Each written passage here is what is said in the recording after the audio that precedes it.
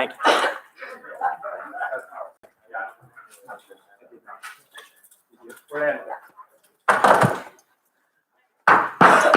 Please rise for the Pledge of Allegiance. I pledge allegiance to the flag of the United States of America and to the republic for which it stands, one nation, under God, indivisible, with liberty and justice for all.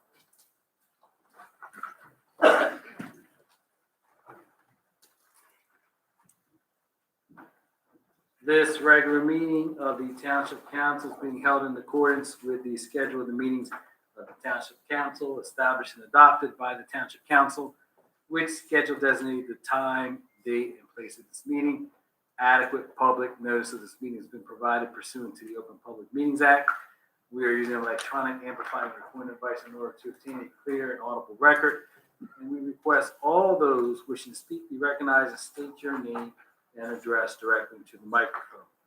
The recording device will be so utilized by the Township Clerk's Office for the preparation of the minutes and shall be the official record of the Township Council meetings. Madam Clerk, may I have the roll call, please? Mr. Hutchison? Present. Ms. Grace? Here. Mr. Minio? Here. Mrs. Steps? Mrs. Winters? Here. Mrs. Strata? She is with her family this evening.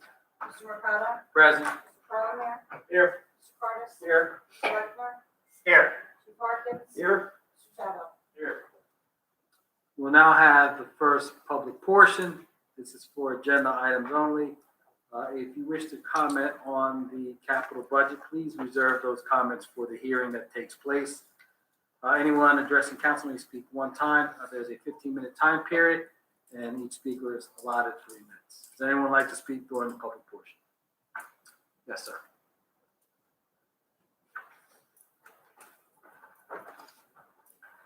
Good evening, Council. Brian Burns, Ariel, New Jersey.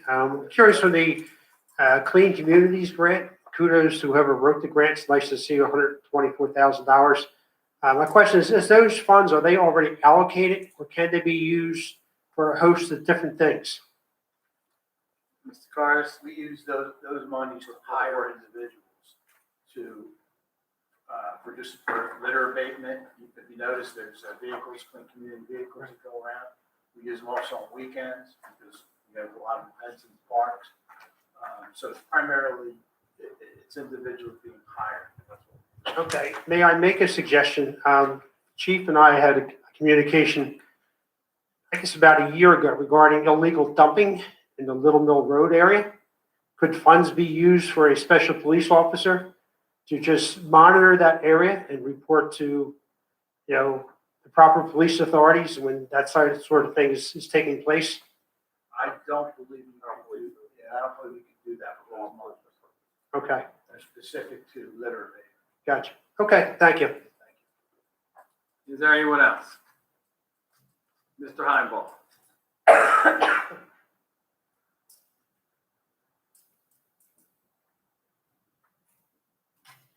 Pete Heinball, Morningstar Court. Good evening. Good evening. One question, on the bill list, we're paying Triad for some of the work they're doing, related to the grant money that's being distributed. Is there any update on this business grant program that the township's sponsoring? I don't have one I on. did not get one. Mr. Cars, is that something you can provide before our next meeting? Absolutely. Okay, We can provide that to you, Mr. Heinball. okay, thank you. And Triad, on the budget for this CV3 and for CV1, they were allocated $113,000 to oversee these grant programs. Do they get that full amount, regardless of the amount of grants awarded and regardless of the amount of participants in the program? Do Triad get that full amount? I would have done the research. I'm just asking a question. Yeah, We can find that out for you as well, Mr. Heinball. that's it then. Thank you. Thank you. Is there anyone else? Mr. Sweet?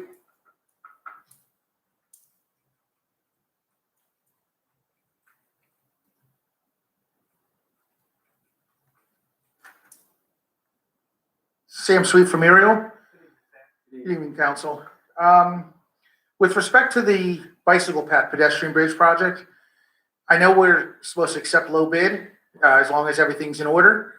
But with all the change orders they now became the second highest bid, per se, because we okayed them. My question is why? Mr. Carter? I defer to Mr. Chadwell? Yeah, the change orders were for extra tree removals, and, split rail fencing, which wasn't included in the original bid. If those were included in the original bid, they would probably not, they would probably still be a little bit. The other contractors, prices would go up. So those things, Mr. Chadwell, would have been required if, let's say, if someone else was the lowest bidder. We would have required them on there, but the bridge itself, we expected it to come in higher. The bridge came in lower, so we had money left over from the insurance settlement, so we, spruced up the area. Well, the bulk of that was to take down trees that could have very well caused significant damage if we had another storm. And they weren't thought of by any of the contractors when this was being the first time through? The first time through, we minimized the bid in order to stay within the bid threshold, so that we didn't exceed the insurance settlement. Yeah, correct. We wanted to stay within the insurance estimate, and that was just for the bridge at the time. So we would not have had additional monies for the trees. When the bid came in, that's when we knew we had additional monies that we could allocate to the trees. All right, Did the taxpayers come out of pocket? No. So this is all insurance money? it's all insurance, okay, so even though they're now the second highest bid, the second company, The original bid was just for the bridge. just for the bridge. A couple of trees that were right next to the bridge, that needed to be removed. One of them actually fell, next to it. So those were included in the original bid. After the bids came in, they were significantly lower. We're out there with Public Works during the pre-construction site visit and identified other trees that were over 100 feet tall that could potentially ruin the new bridge.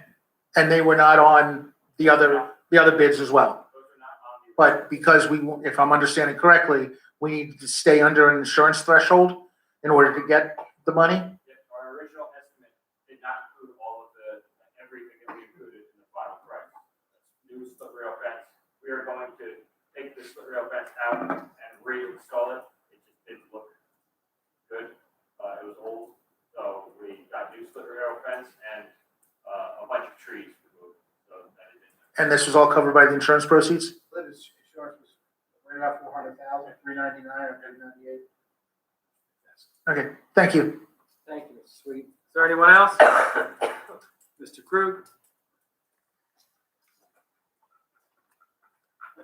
Just real quick, since we're on the topic, I did take a bike ride down the trail and went over the bridge. Looks great. I know you had said there was, in the first change order, I think, some monies for a crane to remove the trunks. I did notice the trunks are still there, so I'm just asking, are they going to be removed or were they just downed and they're going to let decompose? There was a couple that, right next to the bridge, if you're going from, I guess, the north side down, if you turn to the right, there's where most of the area is cleared out. They did remove that. The other large trees on the south side, if you're going to the south side, they're on the right, were just felled because they didn't budget a crane for those. They just budgeted a crane just to lift the old bridge off and put the new bridge on. Okay, understood. Thank you. Thank you. Is there anyone else? Close the public portion. Memo from the chief. I request retired Detective Joseph Andrew Cole be hired as Gloucester Township Police Class 2 Special Law Enforcement Officer. Bid. 3-year radio maintenance, repair, and electronics repair. Waive the reading, accept the, entertain motion, to accept the bid. I'll make that motion. Is there a second?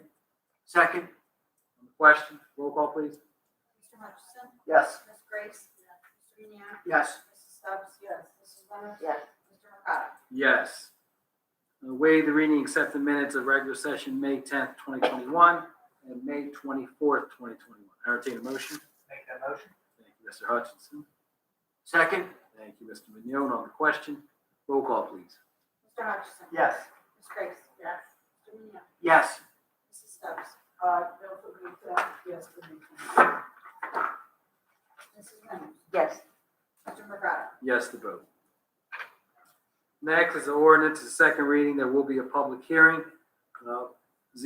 Ordinance 0-21-08, the bond ordinance authorizing the completion of various capital improvements and the acquisition of various pieces of capital equipment in and for the Township of Gloucester, County of Camden, appropriating the sum of $7,796,262.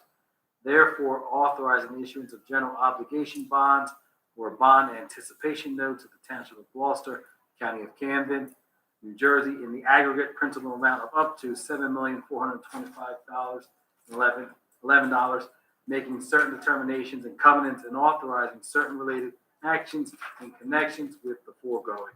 This is our capital budget, which includes reconstruction, repaving of various sidewalks, drainage improvement projects, capital equipment for the township's recreational building, street lighting, improvements to various township buildings, acquisition of equipment for our Public Works Department, Police Department, and for the Municipal Hall. We now open up the public portion. Anyone wishing to speak, please raise your hand. Mr. Heimel.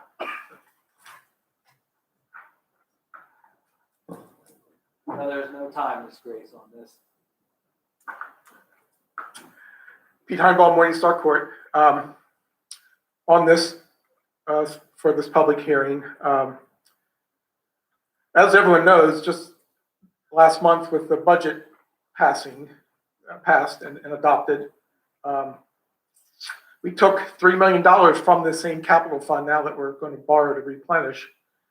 We took $3 million that we had in that fund, moved it into the current fund to pay current bills. And now, because of that, we have to borrow the full 7 point something million rather than 3 million less than that. Was that a bad fiscal decision to take that 3 million into the current fund as we adopted the budget? I mean, that was borrowed money. It was available to use for projects. Sounds like a bad fiscal decision to take that already borrowed money, move it somewhere else, and now reborrow that same 3 million plus 4 million. Should we have done that differently? No, I don't believe so. That money was earmarked for specific projects. We were able to, those projects didn't move forward. We were able to cancel that, move forward and address projects that are badly needed throughout our township. No. Yeah, I'm not talking about individual projects. I'm talking about borrowed dollars here, regardless of the name of the project. Really, the fiscal decision is related to borrowed dollars. Well, I don't think we went into it, Mr. Heimball, with the anticipation of canceling capital budget money.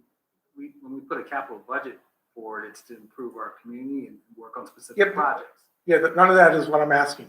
I'm asking about, we had $3 million sitting in that account, borrowed money already sitting in that account, available to be used for capital projects. I think I answered your question. I guess I'm not giving you the answer you want. But Mr. Cardis or CFO, they can chime in. As you recall, at the time that we were working on the budget, the state of New Jersey, through the Division of Local Government Services, put out a notice. And in that notice, they highly recommended going through your capital and canceling anything that you could possibly cancel. So we did a resolution to cancel before the end of the year, and I believe it was in December of 2020. Mr. Cardis, can you remind everyone why that notice went out and why did the state? Because there was concerns regarding the state aid, the revenues. We were right in the midst of the pandemic. The vaccinations weren't that high at that time. I don't even know if they were vaccinating at the time that we did this. I think that was when they were just coming out with the vaccine. And so the method of canceling the capital and putting it in the budget as a revenue line item is exactly what the state prescribes from an accounting standpoint as to how you use it to offset your debt.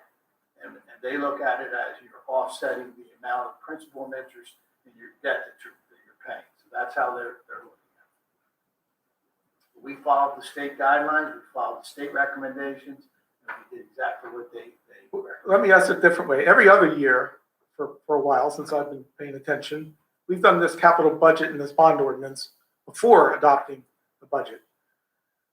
And this year, we chose to do it after, to do this bond ordinance and this capital project plan after the adoption of the budget. So that comment was made a few meetings ago, and so what it stated that I guess I forgot. No, last year, the capital budget. Yeah, last year. The last year is a different animal. It was a small capital. So, all right, 9 out of the last 10 years, and the only exception was a pandemic year. We've adopted the capital budget and the bond ordinance before adopting the budget. And had we done it this time, this $3 million would have been sitting in this account available for these capital projects. Is that an accurate statement? I mean, I would say we didn't know whether we were gonna have a capital budget or not. well, Mr. Narrett, our CFO. Well, then that's the Mr. answer. Heimel, hold on. The $3 million was canceled in December, which was and the budget, the ordinance that you're talking about would have been done in 2000, would have been done this year. So your statement, it wasn't sitting there at December 31st. It was canceled last year. okay. For any household, this would have been a bad fiscal decision, but I guess for the state of New Jersey, the rules were followed. Another item, let me ask another general question. Also, on all previous years in recent memory, this capital budget resulted in overborrowing. We've always ended up spending less on these capital projects than was borrowed. Has anything differently been done with this capital budget, this capital project list to reverse that pattern? To make better, to ensure a better probability that we haven't over borrowed? This is really 2 years of capital budgets in one. Am I right, Tom? Absolutely. Because we didn't do it. For all intents and purposes, you didn't have a capital budget. Yeah, that's not my question. I think that we probably didn't, we don't have enough in here to do what we really need to do in the town. I think it's pretty tight. I've spoken with Mr. Bucciaroni. I've spoken with Chief Harkins. I met with Chief Harkins and Carolyn and Michelle.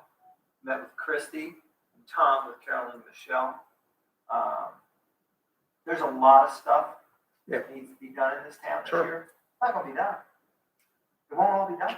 But everything that we're putting in this capital project list and borrowing for, be done. That's really what my question So is. Peter, are you saying, Dan, are you gonna spend every dime that's in this capital budget? No, what I asked is, was there anything done differently this Is that time? what you really asking?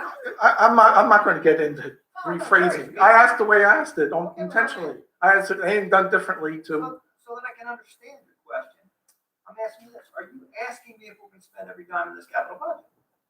well, not every time. I'm realistic. I'm a reasonable person. No, it did anything. Tom, The estimates. if you can save money, Tom, and you don't have to spend all this money, don't spend it, okay? I can tell you that we started with a capital list that the mayor and Christie and I, with over 10, cut like 2.3 million out of that, a little over 2.3 million. And those were some things that, you know, the departments wanted. If during the year, you can sharpen your pencil, and you can not do something, don't spend it just because it's there. No one's That answer your suggesting that. question, No, it doesn't, but I'm sorry. I'm ready to move on, yeah. My question was, did anything done differently to ensure we haven't overborrowed this time? Well, Pete, And the answer was no, I mean, Pete, the answers I got, Pete, I think I indicate no. answered your question. I told you that Carolyn, Michelle, and myself met with the chief.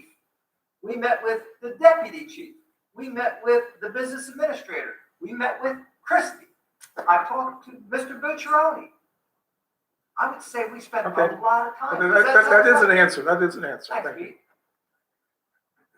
Another question, another line item on the capital projects detail list is we're allocating $150,000 of capital for something, it's called Glendora Rescue. I assume that's the 236 Taylor Avenue building we're referring to? Yes. So what are last time this was discussed in this forum, we weren't sure what the purpose of this building was going to be for the township. I guess we know that now? Can you tell me what that is? It's not being used right now. It's being fixed. No, what we're going to spend $150,000, so we must have a purpose in mind. What is the purpose in mind? You'd have to check with the mayor on that. I don't think he's made a commitment to anybody. Well, we made $150,000 commitment. The building is ours. We needed to fix the building. The building was in horrible shape. It was yeah, there's more to the eye. Once Public Works and other folks went in there, assessed the building, there was needed improvements, much needed improvements for that particular building. When this was discussed last, we asked that more due diligence be done to assess those costs. And now here it is after the fact, and now we've done that assessment, and it is costing more than we anticipated. It sounds like.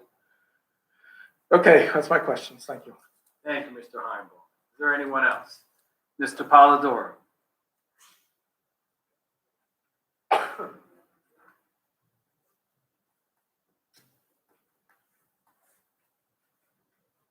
Good evening, Council. Ray Polidoro from the Historic Village of Ariel. Good evening.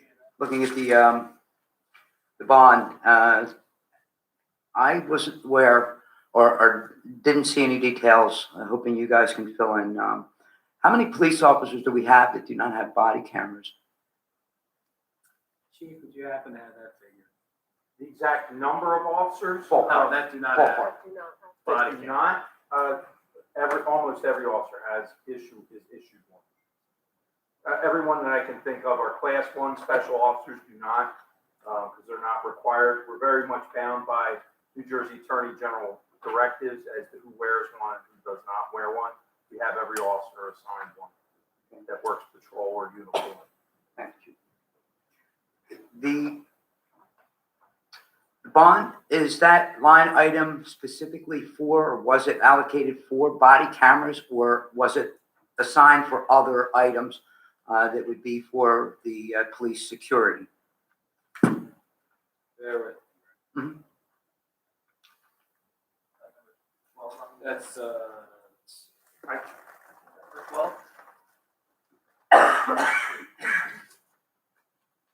Yeah, that's Axon, right? So, would you like me to answer? yes. So that covers our body cameras, it covers our in-car cameras, it covers our conducted energy devices, the tasers.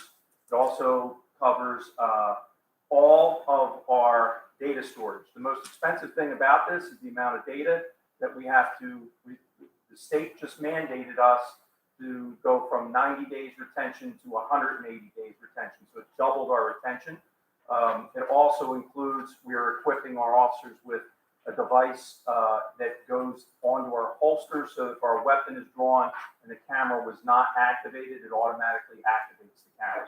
So it's a comprehensive system that includes redaction for over requests, all these things. Plus, almost all of our patrol cars have a camera that interacts, watches the prisoner in the back, watches out front, plus also connects with the body camera. Is all that data going to be retained here within township, within our It's in building? a cloud-based system through Axon called evidence.com. And it allows our prosecutor's office to access it with security codes and things like that. Okay. Chief, can you tell Ray about number 25 on the list? That's the NJACOP. Sure. So the accreditation that we are requested funding for, this is a total revamping of our policy. We will have state auditors come in. It's going to take approximately a year. Almost all of our policies are going to be rewritten. All of our policies will be rewritten. We will change things to best practices according to the New Jersey State Chiefs of Police guidelines.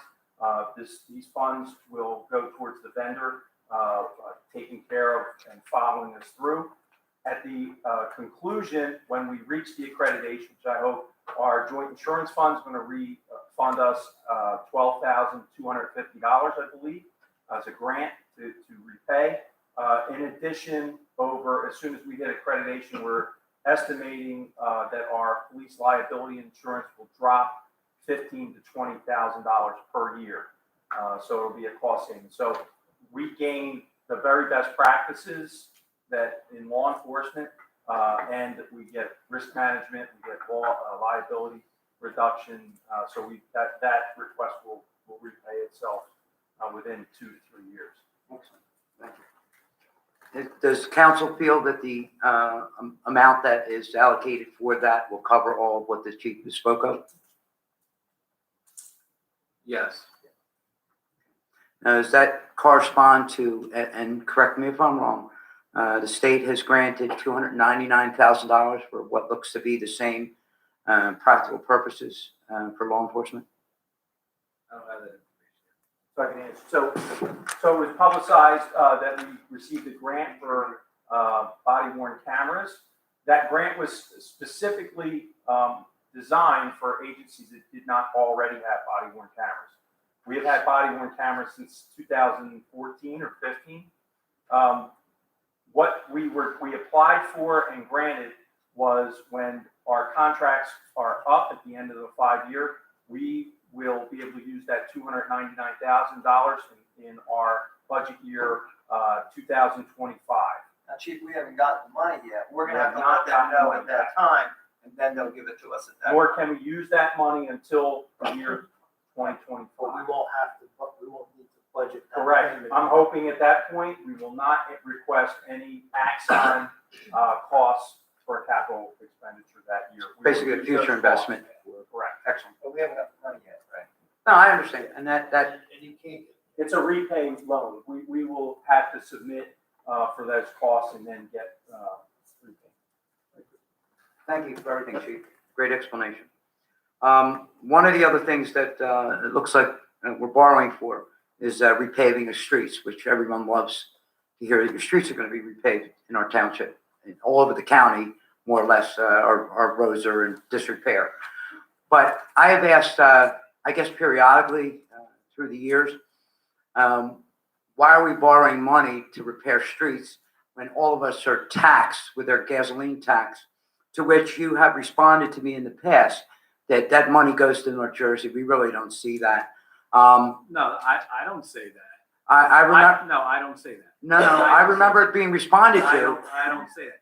What I say, the state's collecting that. You think, does it trickle down to do the street that you reside on? Most likely not. Does it trickle down to do repavement in Glendora, down the Black Horse Pike or into Blackwood? Yes, but it's not going to go for the street here behind me in Glen Oaks.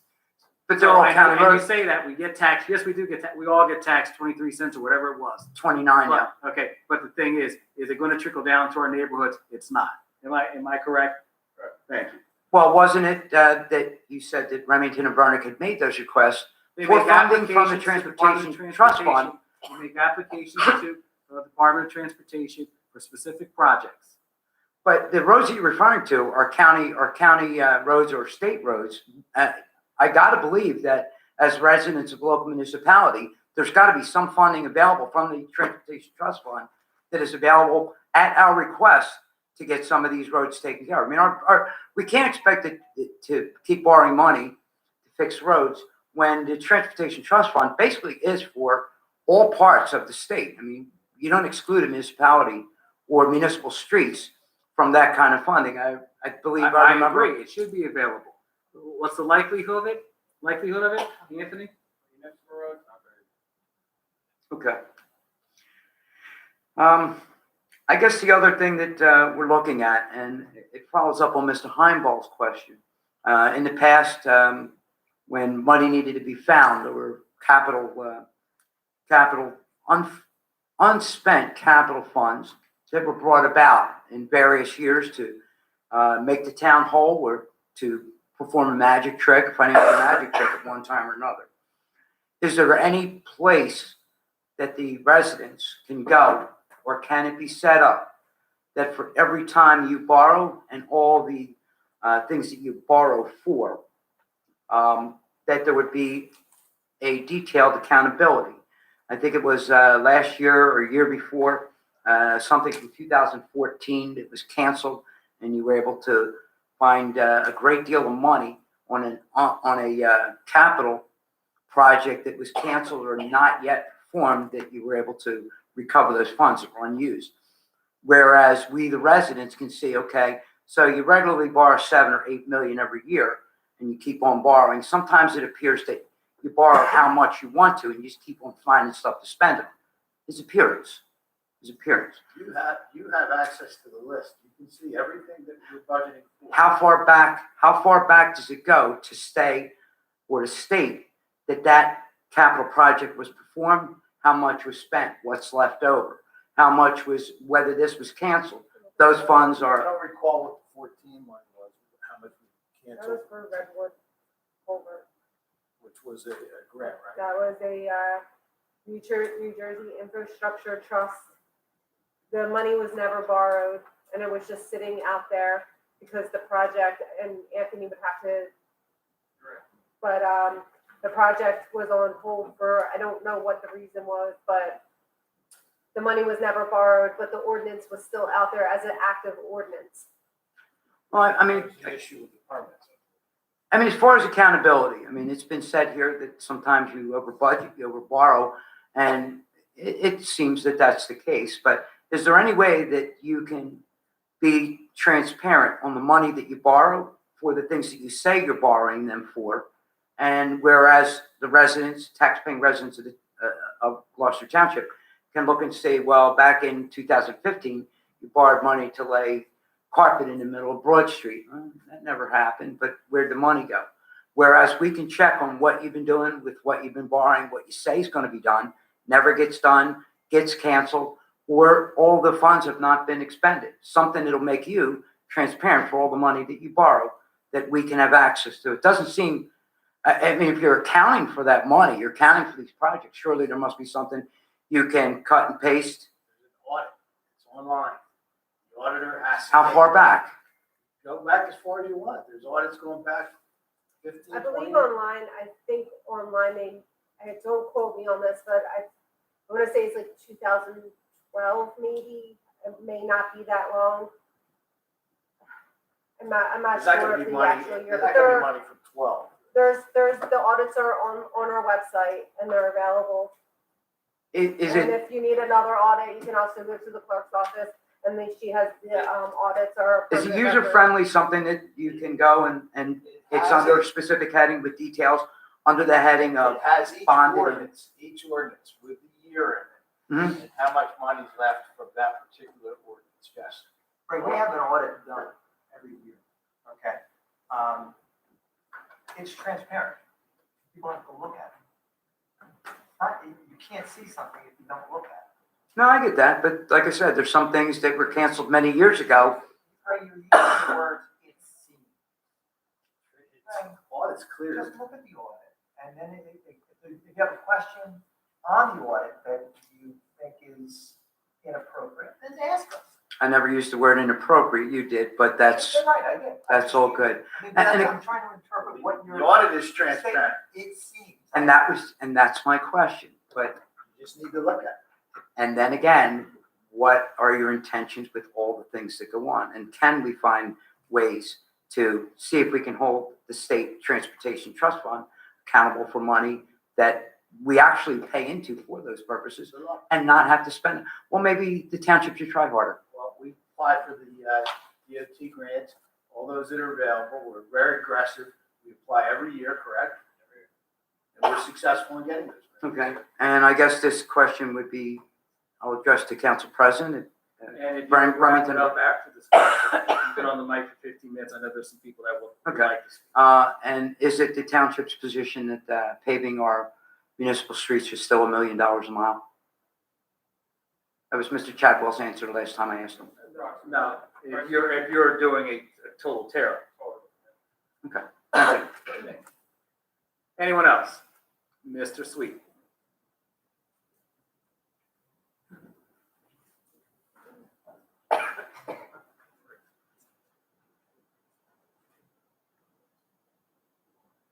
Evening, council. Sam Sweet again from Ariel.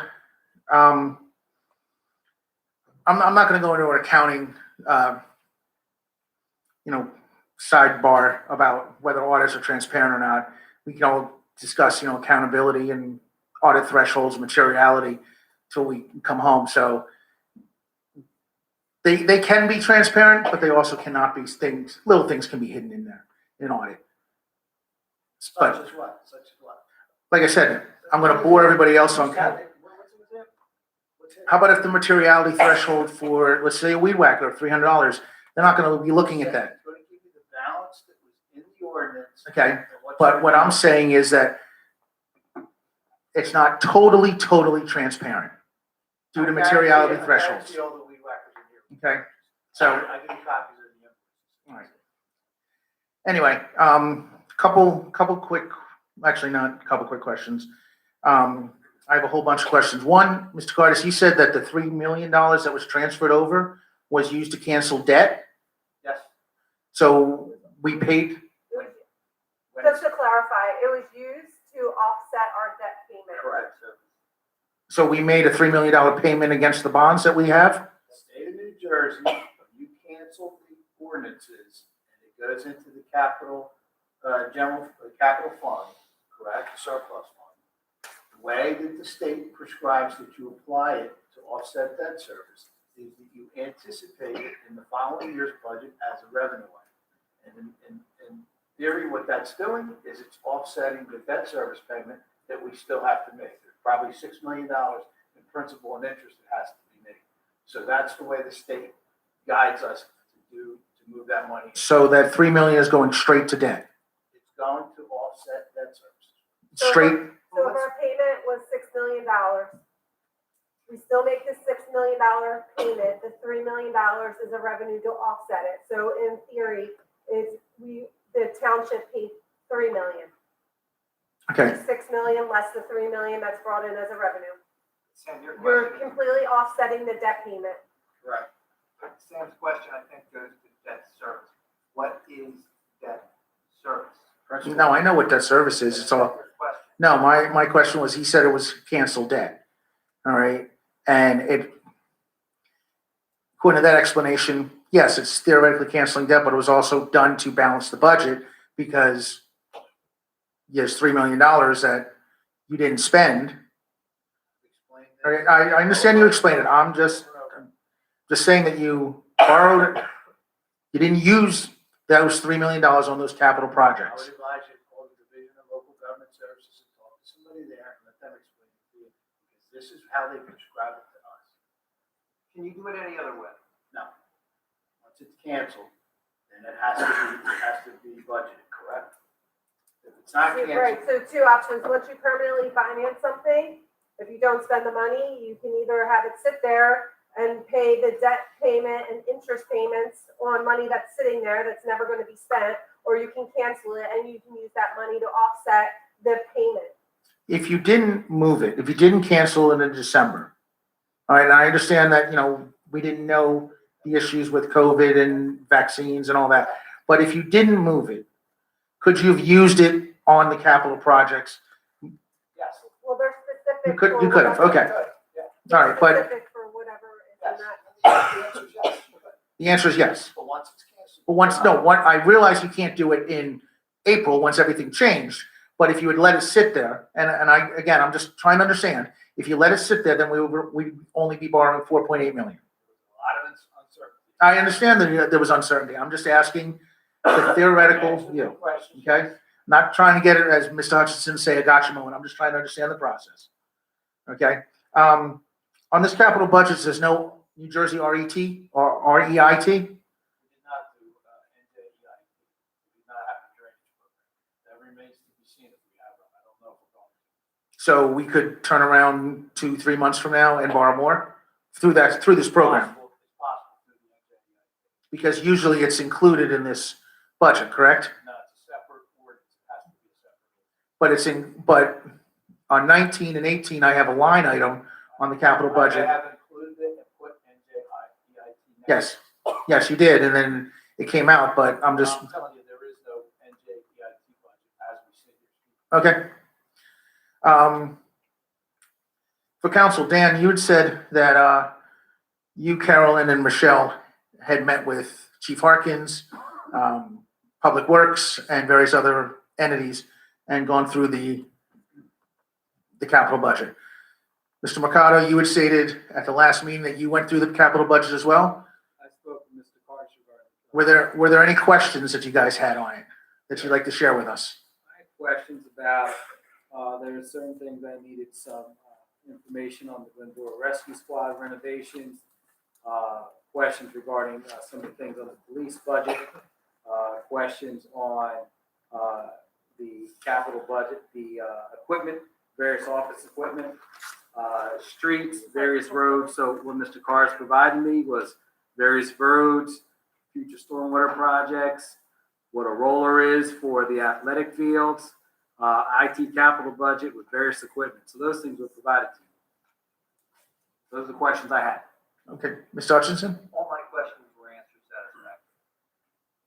would you like to share the questions that you asked? Didn't write them down, but I can tell you they were answered. Okay, so I'm going to apologize if some of these questions were asked. In 2019, we spent $38,500 on engineering design on a capital project for Fifth Avenue. It's not appearing on this year's budget, but all the other ones that we spent on, for engineering design are appearing on the capital budget. So what happened to Fifth Avenue? It was taken out of there, and the plan is to put it in for next year. Okay, do we know cost-wise or roughly? It was a tad bit short of $500,000. Okay. Why didn't they go out on this one, Tom? We had to be within the amount of capital improvement fund monies that we had available. So you have to put 5% down for every bid you borrow. So had it been included, we needed to look for items that we could possibly move to next year. So this is the remainder of what we felt we absolutely bottom line needed for this year. Fifth Avenue has been designed. Correct. Correct. Yeah, no, I saw the design.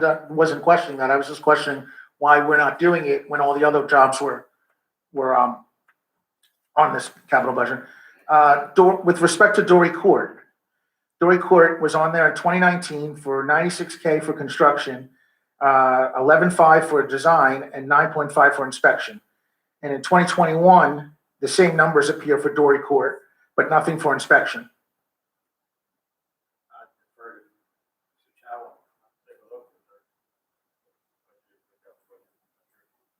Because to me, it appears that we're borrowing twice for the same project. You want to take a look now? I have the paperwork here. Take a look at it tomorrow. Make a good decision. Look at it tomorrow. Well, then, we're looking at borrowing $7.8 million, of which 100,000 of this is. So does that warrant maybe tabling this budget till the next meeting? It's $100,000 that you may have double borrowed. When they've been canceled, they've been part of that $3 million cancel. Okay, but you still borrowed it in 2019 and 2021, so you're double borrowed for the same project. Like I said, they've been canceled. And I was back in. But it's still part of the bond issue, and you're paying down the debt service, so you're not paying it directly. And, if I say we might have canceled it, we might have canceled it. I understand that it might have been canceled, but just because it was canceled doesn't mean we didn't borrow for it, and I'm borrowing it again. It's double borrowing. Karsh, can you look into that for us? What else do you have, Mr. Sweet? Public Works has a generator that's in phase 2 in 2019. And then in 2021, it says phase 1 of 2. Is that just a typo? Was that supposed to be phase 1 in 2019? And then we're doing phase 2 in 2021? That I also believe was canceled. I believe that we did not do that. You're going to find, obviously with $3 million being canceled, you're going to find items in the 2019 budget that were canceled. I understand they were canceled, but you still borrowed it, and you're going to borrow it again. This is correct. You're borrowing it twice. You could say that about the whole $3 million. So you might Okay, have- and I will. If that's the case, $3 million is $3 million where we're borrowing it. The interest rate, we paid interest in 2019 and 2020 of 3%, I believe, on the bond. Okay, and now we're going to, you cancel it, but now you're reborrowing it. New Jersey said- I understand what the state of New Jersey says, But just because that's what they say doesn't mean that we have to do it. This is phase My one. doctor says I shouldn't eat as much as I do, but yet here we are. Okay? So, you know, we can debate all we want. It says phase one of two, it's phase one of two. Okay. How many phases of security cameras are there? Because we had phase one in 2019. There's no phase in 2021. So did that not make the list? You know, is it something down the road that we're going to borrow for? It may have been canceled, I don't know. I have to look at it. And I don't see phase of, what are you talking about? Other It ones? just has number 4, public works, building improvements, security cameras. Security cameras. There's no, there's not. a No, I believe it's on the police budget. Police budget.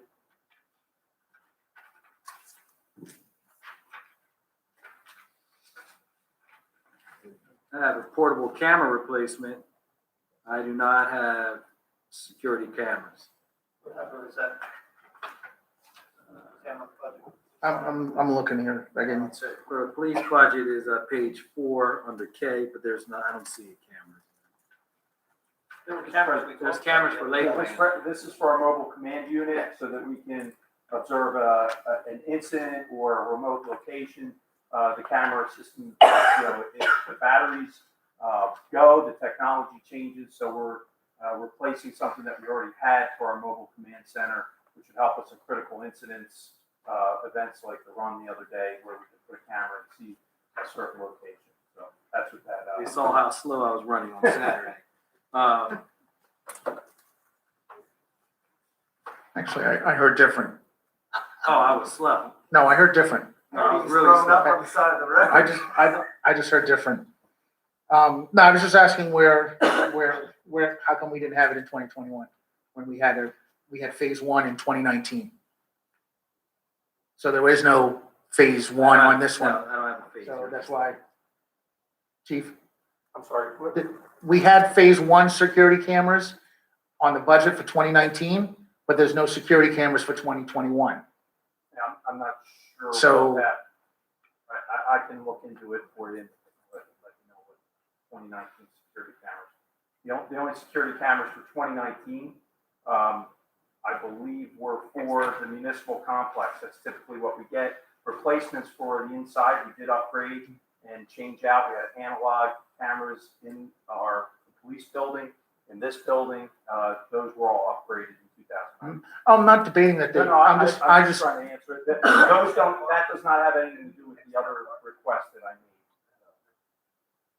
Okay, because there are no security cameras under the police budget for 2020 or 2021. They were on there. It says phase one. Yeah. So that would assume that there's going to be a To phase my two. knowledge, there was no phase two. Okay. There's no phase two plan. All right. On the 2021 budget, number 13 under Public Works, says it's an HVAC Jace upgrade. Yeah. That was changed from the original budget for library carpet. Same price? Yep. The carpet for the library, which is a Camden County library. Which is owned by us. It is owned by us, okay, so that was fine. Our building. All right, so then, and a carpet was the same as the HVAC Jace upgrade. It was. All right, what is exactly a Jace upgrade? Isn't that a control unit? It is. All right, how many units are we controlling?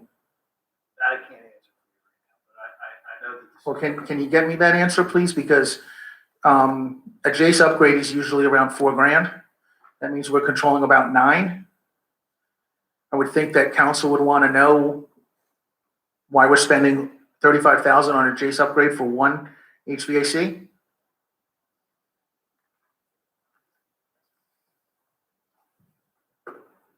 And you said the Glendora, the 150,000 of Glendora needed repairs. Do we have a list of what repairs were needed? You said you asked that question, I don't Mr. have Mercado? it here, Mr. Carter's, I don't have it right But didn't you ask that question, Mr. Mercado, you said earlier? now. So didn't he not answer it, or? No, we talked about HVAC, pipes. There's a possibility there's some structural there. There was just We had some, an abatement there, remediation, mold. a very bad mold problem. Okay, but now, did we not see the mold when we bought the building? Because that's something, we sat here and we said, Mr. Hutchinson said $30,000 if this is a great deal in a building. I'm paraphrasing, so it's a great deal in the building. If we can turn around and sell it for X amount of dollars, it's a great deal. If 30,000 is worth it. Then there was all other talk about making it a non-for-profit. You go into Unforgotten Haven or something else, but we didn't know. Now we're spending 150,000. We still don't, according to Mr. Cardis, we still don't have an idea of what we're spending on. You're asking the taxpayers to fund 150,000 plus 100,000 of Dory Court, which potentially could be, twice on there, and then other items. So I just don't understand. We're borrowing, and it's the same, it's the same old song here. So it is, and then I haven't even gotten into the weed whackers. How much was the capital budget last year? It was zero. Okay.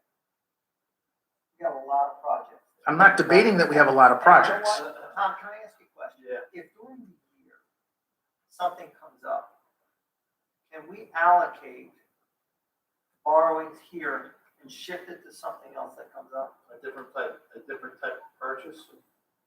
Yeah. Yes, the ordinance gives you the latitude to buy other things that aren't specifically listed. In that category. And is it safe to In say, that Like you can't, if you have, just for You clarification, would use roads for. you can't use roads to go buy weed whackers. You could use roads to do another road. Yes, and you could use vehicles to go buy other vehicles. Correct. Okay, or something along those lines, or security cameras, if we're not using security cameras to buy uniforms. I'm just using that as an example. I know we wouldn't capitalize uniforms.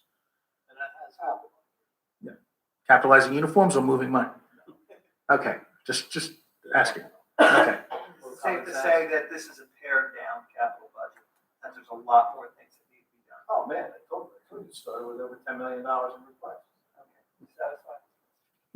Actually, no. I know you're not. Okay, so- But you do understand where I'm. I understand where you're going with this, but how many weed whackers does a township need? And where I'm going with that question is we have borrowed for 6 weed whackers a year since 2016. So that's 30 weed whackers. I know they're heavy duty weed whackers. I'm not going to debate the price on them. And I know Mr. Cardis and I have discussed this several times, that if it's state of New Jersey statute says that if it's over 5 years or more useful life, we can capitalize it. But we're capitalizing weed whackers of $1,700. Ms. Eret had said at the last meeting about this that, well, the roads, this is the way to pass on the costs to future residents because you don't want to burden the current residents with all the costs, correct? All right. Well, now we're burdening current residents with weed whackers, which I think could be easily allocated into a budget, and we have 30 weed whackers. So if we're replacing the weed whackers from 4 years ago, then technically those weed whackers don't have a 5-year useful life. They do. According to the books, but according to use and practicality, they don't. Do we have 30 weed whackers in public works right now? The point is, I get the point. The point is, hey, if, just because we can capitalize something for 5 years, if the real expectation on how long this thing is gonna last is 1 year, should we really be capitalizing it over 5 years? Is that the point? Yes, that's the one. And I'm being told by the supervisors that these do last over 5 years. Okay, but then his next follow-up point, giving him his due, is how many do we actually have? How many do we use? Do we have 30 hanging on the wall that we're using? We certainly can find out, because we have a bunch of trailers that go out. And all of them But I would say. usable. And again, I'll go one step further. We're borrowing $1,700 on this budget for 6 weed whackers. We're borrowing it. In the past, this council has okayed all of these weed whackers on the other bills. I'm not asking you to, with the cost, but that's $1,700. And then in 19, we took those last 5 years, bonded it into a $35 million bond, and now we're paying off those weed whackers, which may or may not be there over the course of 8 to 12 years. So we paid them interest only for 5 years or 3 years, then a little bit of interest for 2 years, and now we're extending it out another 8 to 12 years. 8 to 10 years. All right, so we're paying for a weed whacker.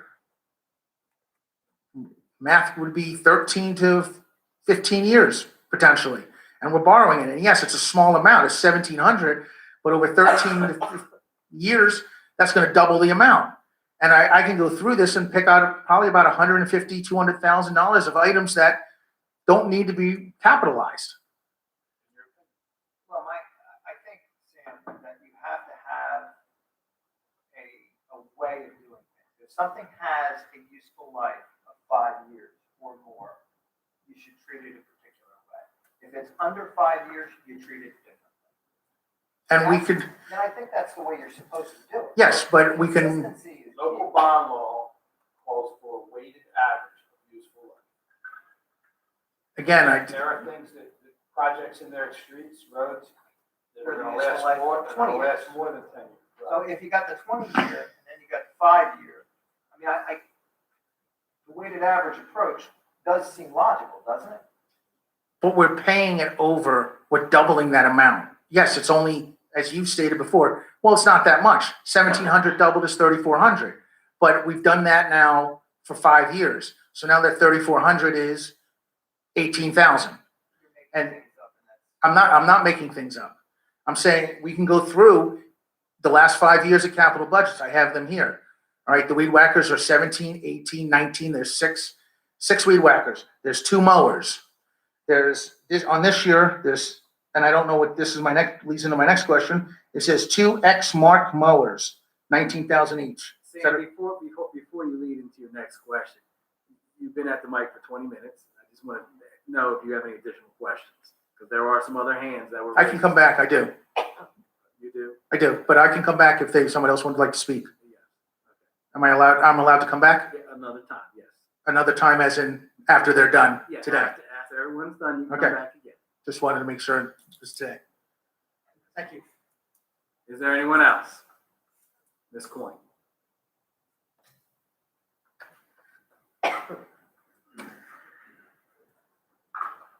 Ms. Coyne, Cheese Landing. I'd just like an update, if there is one, on the sale of Lot 4 from the township back to the Housing Authority. This is not part of the capital budget.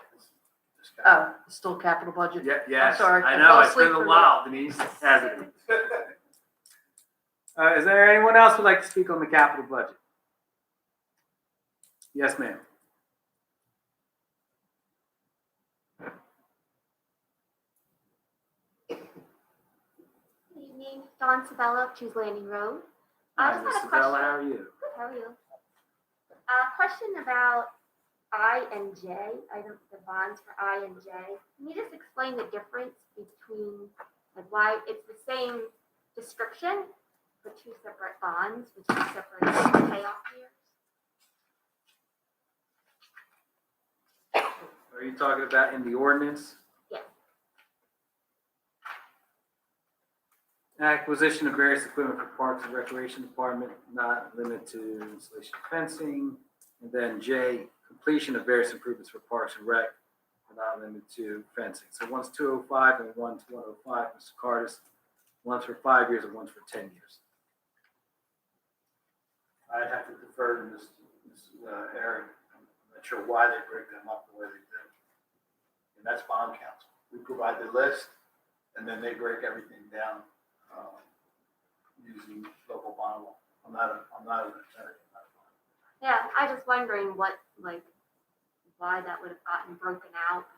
And, did it have to do with? I don't even think Mrs. Eric would know that. It's probably, and I don't have the list in front of me, but it's probably, in the local bond law, everything has a year associated with its useful life. So like a street might be 20 years, and like Sam had said, a weed whacker might be 5.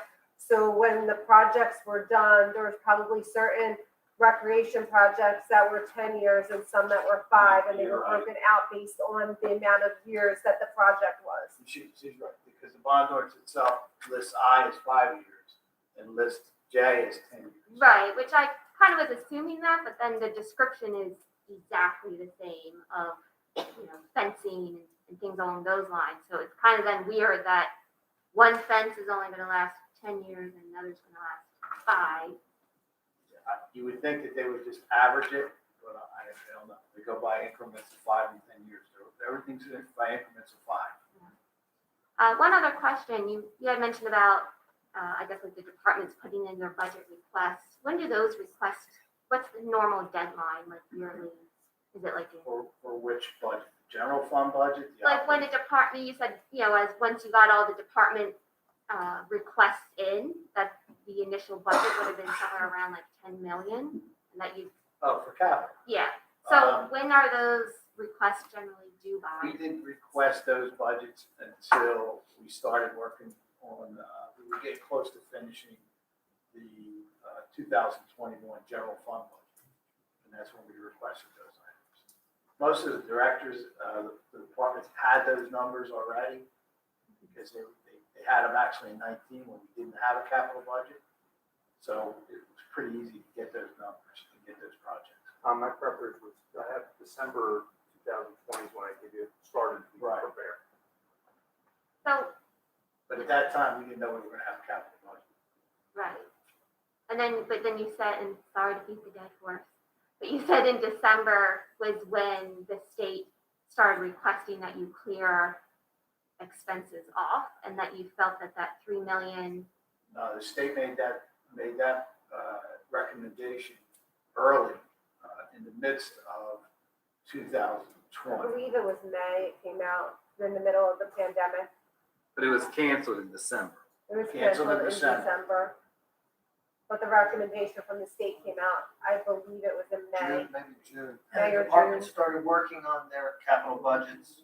They had them already because they were hoping we were going to have a capital program in 2020. We didn't do it.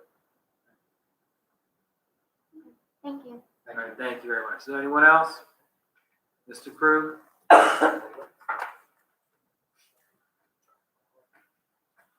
Evening again, Council. Paul Krug. Sam made a couple interesting points with regard to the weed whackers and the mowers. And Dan, I just had a question for you because I know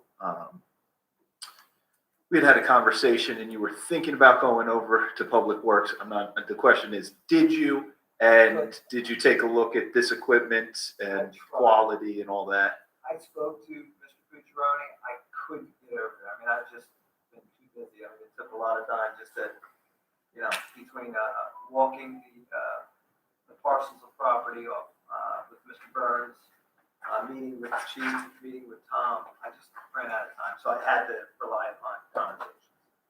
Okay, understood. Is this something that the auditor would do?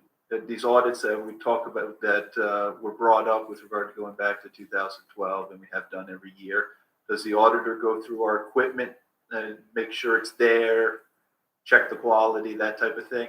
Or is that? We do a fixed asset inventory. But the threshold on the fixed asset inventory, I believe, is $5,000, correct? So that meets our requirement under the audit to have a fixed asset. Okay, so the lawn mowers that are 19 Would not would be be, tagged in inventory the way you would something that's more than $5,000. They are. okay, the lawn mowers would be, but the weed whackers would not. Yeah, the lawnmower, Okay. like the X mark. Yeah. Yes, absolutely. So they would do a random sampling more than likely, and they would check that those 15 lawn mowers were there, accounted for. Auditors would not do that. They wouldn't, okay. Yes, they would. Would they do that? Yes, they would. Come around my end. and Yes, check they all do. that stuff. Yeah, I thought my brother does audit for Deloitte, so Works? I have a little bit of knowledge, not much, Not to be dangerous.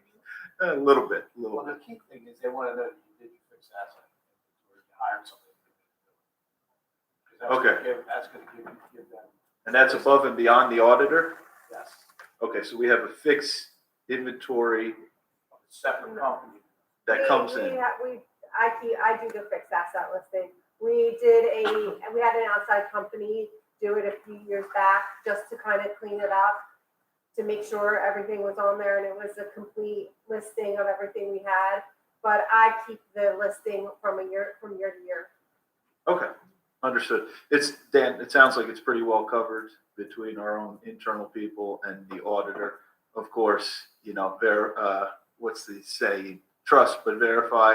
So I still wouldn't mind you going over there and taking a look. I was looking to do it, and Mr. Butroni had indicated a willingness to kind of like work with us on that. But I just- It was just an interesting point as I'm listening to Sam, and I'm thinking, well, you were potentially going over there. So if you see 100 weed whackers sitting in a corner, we know, right? So anyway, just want to bring that up. Thank you. Thank you. Is there anyone else? Mr. Sweet, you'll be our last speaker.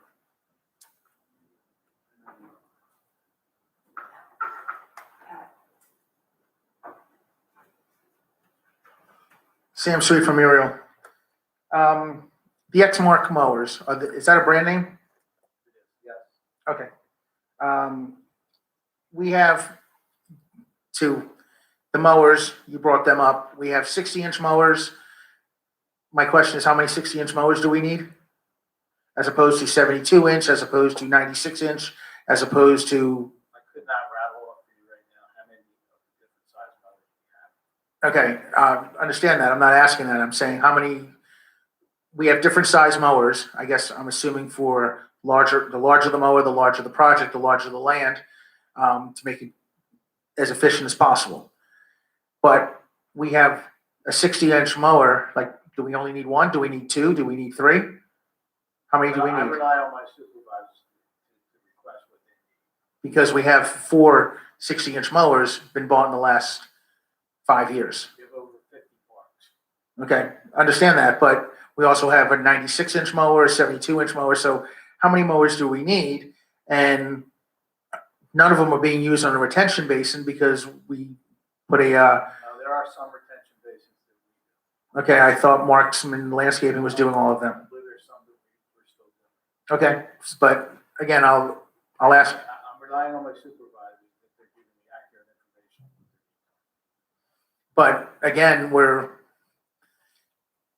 my point is not necessarily that we need the mower, that we don't need the mowers, okay? If the supervisor is telling you we need the mower, you have to take his word for it. My point is going, well, maybe we look at, and council looks at, says, hey, in 2016, we borrowed $40,000 for a 42-inch mower. Why do we need another 42-inch mower? How many do we need? So far, I haven't heard those questions from council. Asking Mr. Curtis that. If you guys are asking those questions, fine, but from what I've heard, you're not. And why aren't we? Sam, do you know the conversations that we have with Mr. Curtis or we have amongst each other? You're making an assumption. I asked specifically, did you ask those questions? And you specifically didn't bring up mowers, you didn't bring up weed whackers, you didn't bring up. I didn't give you the entire content of our 45-minute conversation or the 20-minute conversation. Bear in mind, you didn't have a capital program last year. You didn't buy any mowers last year. Okay, but again, No, questions are asked. So by assuming that, you're wrong. What else do you have? assuming that I'm wrong. Yeah, How about we no, maybe you're assume assuming that, you're incorrect. You don't know my conversation with Mr. Curtis. but when I ask if I were asked- any questions I asked, wasn't going to give you a wasn't? bullet point of each. why not? Okay, you were at an event on Saturday. Can you tell me about every conversation you had? I probably pretty much could. Could you? Most of them were with 9-year-olds and the rules for the, Okay. for baseball and the rules for the, fun day. And we know who monopolized those conversations. But anyway, so I can't. No, that's an assumption. Go ahead. The way that I Continue it, please. is, I'll, for instance, I'm looking at the police budget. I let the chief tell me what each item was, okay? And, do I have notes on all these things? No, I don't. But I listen to what he says. He makes a case for why they need these things, okay? So I'm listening to him, and they make sense. When I spoke to Mr. Bucciaroni, it makes sense what he's looking for. And I'm just checking there, okay? Mr. Bucciaroni deals with the business administrator, and they have their own internal controls. In terms of the fixed assets, Christie's indicated that she keeps a fixed asset inventory, okay? I'm satisfied. Okay, I listened to Mr. Bucciaroni. I listened to business agent. I listened, or business administrator, I listened to the chief. I'm satisfied. And I know this. There's a lot of stuff that needs to be done in this town that we're not putting on this list. And when I spoke with Mr. Bucciaroni, he indicated to me that there are things that are going to come up during the year. And they're going to scramble to address these things. So this is not enough money for this town. It's simply not. Just to clarify, I'm not questioning the need for the weed whackers. Okay, I'm questioning why if we have 30 weed whackers and we don't, let's just say we need 50, okay, we need to replace them. But if we're replacing them on a 5-year cycle, fine. If we're replacing them every 3 years, why are we borrowing for them? Because borrowing, as we've all learned or been told, it drives up our debt service, which our debt service then drives up our taxes. Well, I can tell you this, that I know in talking to Roman, who runs the department, and with the one working on the weed whackers, we have mechanical problems with them, quite a lot of the time, because we are using them every single day. Right now, we're using them every single day. And so you're going to have ones that are going to be down, no doubt about it. So then maybe we don't capitalize it just because we should, or because we can. Maybe we shouldn't capitalize items that are small enough, because I could probably go through this budget, this capital budget, and find the $500,000 to do Fifth Avenue. So why wouldn't we do Fifth Avenue as opposed to capitalizing weed whackers, or capitalizing a mower that would, or a desk, or a computer, or a barcode scanner for the pool? I actually asked a question on that. Yeah, if the weed whacker is a 5-year asset, okay, are you suggesting that we should pay for that asset in today's dollars? Just put it in as an expense for this budget. I would argue that yes, we need to. So you're an accountant, okay, and you would unilaterally make that decision to pay for 5-year assets in year 1. I would debate that the weed whackers, and we're focusing on weed whackers, but I would debate that the weed whackers are not a 5-year, because we are using them every day, because they are breaking down. So And they're being fixed. where do we come to the conclusion that a weed whacker is a 5-year asset? Bond counsel. Bond counsel tells us that. Correct. Okay. So if bond counsel tells you, the accountant, that it's a 5-year asset, you need to capitalize it. We can still expense it. Okay, you want to expense it in year 1, even though it's a 5-year asset. I would debate, I would make the debate that it's not a 5-year asset. How if it's a 2-year asset, 3-year asset? By your calculation, Sam, if bond counsel tells you it's 5 years, Sam's saying it's a 2-year, okay? So Expense it. So you're just going to. I would say expense it, and then we could do Fifth Avenue. We can do the other projects that are more imperative. $500,000 for weed whips and a couple lawnmowers? It's not, I would go through the list and I could find $500,000. We have barcode scanners, we have desks, we have computers, all right? We have renovations of offices. I think that what's important is that when you have bond counsel that tells you that the useful life of assets is X, Y, Z, P, D, Q, you have to follow bond counsel's lead on that. I disagree. Otherwise, there's no consistency in how you do these things. You can set your own policy and say that anything below a certain threshold, you don't have to follow the bond counsel. He says that it says you can, and you're able to. Doesn't mean you should. Just because you can, doesn't mean you should.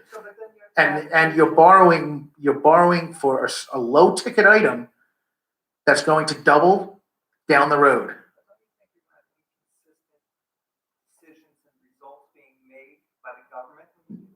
Not for a weed whacker or a lawnmower or a bandsaw, barcode scanner, a desk, a printer, a computer. But my thinking is consistency is very important. I do. And if they're telling us and counsel, this asset is a 5-year asset, I want them to follow the law on how to deal with that asset, acquisition Do you interpret the law? Try to, I mean. Okay, so if something says this, do you turn around and try and interpret it in a different way that's beneficial to your client? I do the same thing with the tax law.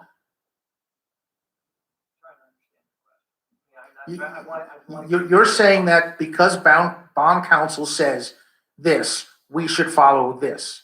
But in your estimation, in your job, you are interpreting the law. The law says this.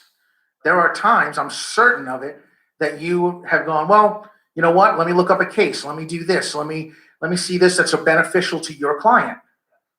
Right? I do it, easily for my job. Right? So why aren't we doing it here? Because maybe it's beneficial to go find better job. Do Fifth Avenue. I'm harping on Fifth Avenue because that's the one that seems to have been left out, and we're borrowing that next year. Bond counsel interprets that statute and gives us an opinion on what we should do.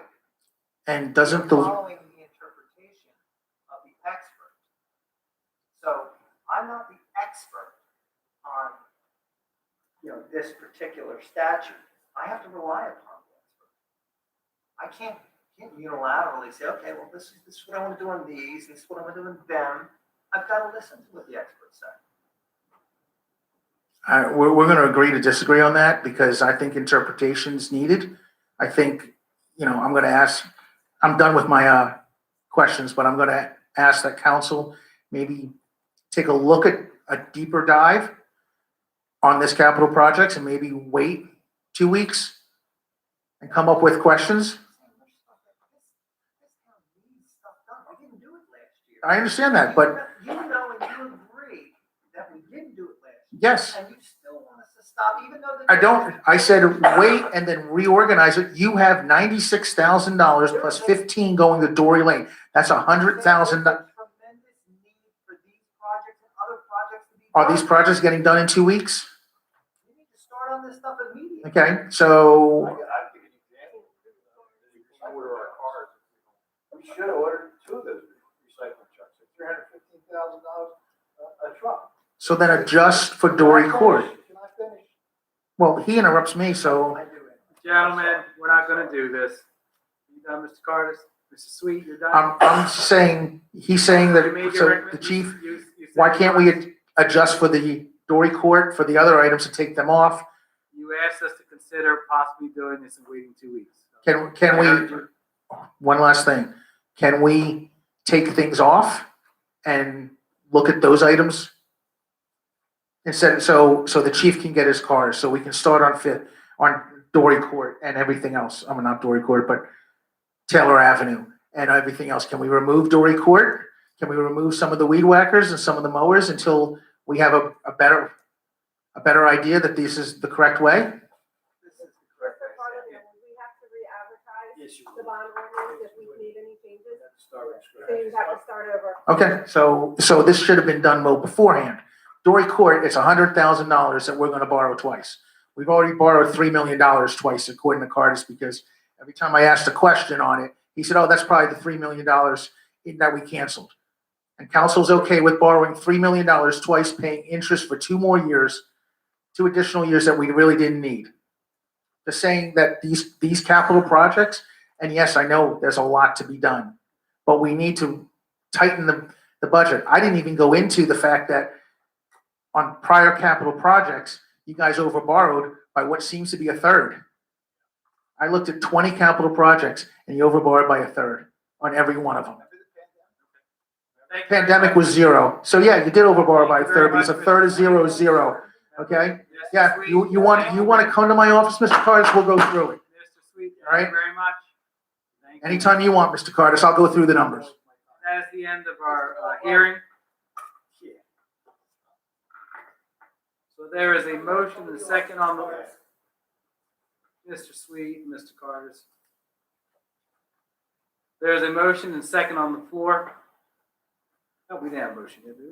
I don't think we made. No, we didn't. We went to the hearing. I'll I'm make sorry. that motion to approve. I entertain a motion. Just thank you, Mr. Hutchinson. Is there a second? I'll second that. Thank you, Mr. Mignon. On the question, roll call, please. Mr. Hutchison, I want to say thank you to the chief, thank you to Tom, Christie, everybody in Public Works. I know that this is not enough, but it is a start towards doing what we need to do now. So yes. Ms. Grace? Mr. Mignone? Yes. Mrs. Stubbs? Mrs. Winter? Yes. Mr. Mercado? Yes. Next is our consent agenda. Any council member that would like to have any items removed, please speak up. Hearing none, I'll accept the consent agenda as presented. Thank you, Mr. Hurst. Second. Thank you, Mrs. Winters. On the question.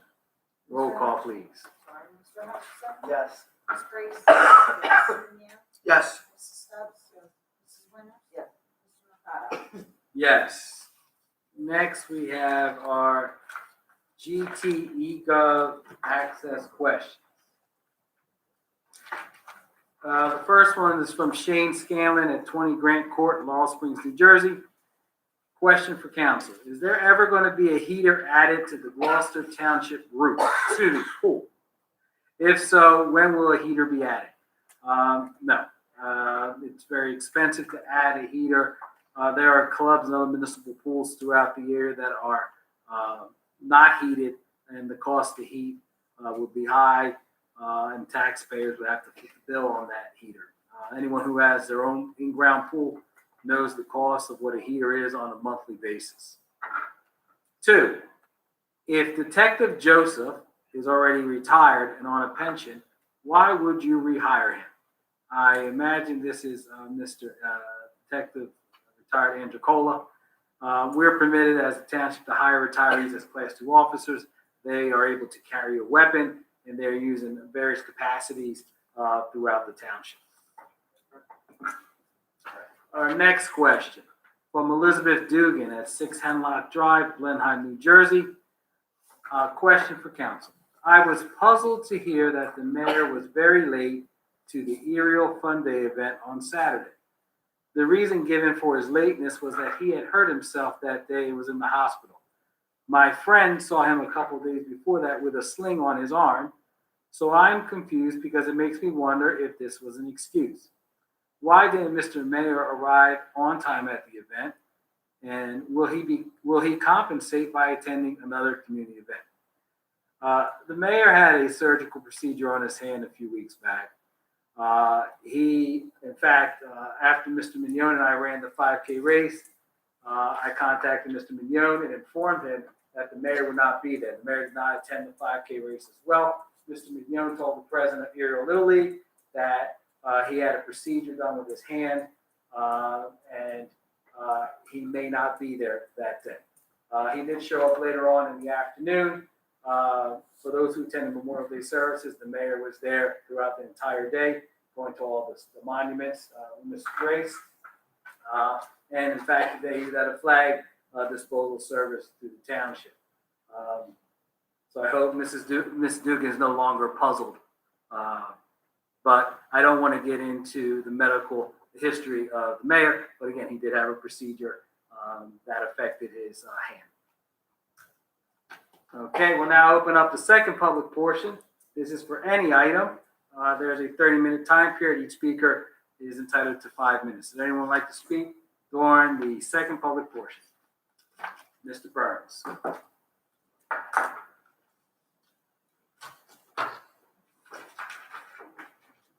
Good evening, Council. Brian Burns, 5 Slowwood Drive, Aerial. Just a couple things in terms of open space. I want to check, Mr. Carlier, what's going on with the closing on Riseland Bridge? I was given the file, my conversations with Marion Coyle, and I was the department that is pretty much closed, ready for closing. I think everything's completed as far as the 3 acres. I was given the file this evening. Once I go through it, my response back to Marion Coyle will reach out and we'll have this scheduled for closing, probably within a 30-day window, but I have to confirm that with the seller. So it looks like it's pretty close to moving once I go through all these documents. All right, that's fantastic news. I want to thank Mr. Hutchinson for coming out and touring the Murray and the Hayes property last Sunday. Regardless of the ticks, I think he was quite impressed with the land that's there and the ecological preserve. I needed Paul out there with me because I felt terrible. I had ticks all over me, and they're looking at me like I'm not an outdoorsman. And I'm saying to myself, the only person who'd be less an outdoorsman would have been you. So it's really a diverse property. It's got uplands, it's got lowlands, it's got a beaver pond. We saw great blue herons. We saw a variety of amphibians. We saw white-tailed deer, and it's it's like I keep saying, it's just the last tract of undeveloped land in the township. It's got an amazing ecological value. Ken, I did get the copy of the letter you forwarded to me, indicating that you forwarded both properties, the Hayes property and the Murray property, to Green Acres for funding. Is that correct? Mr. Langford?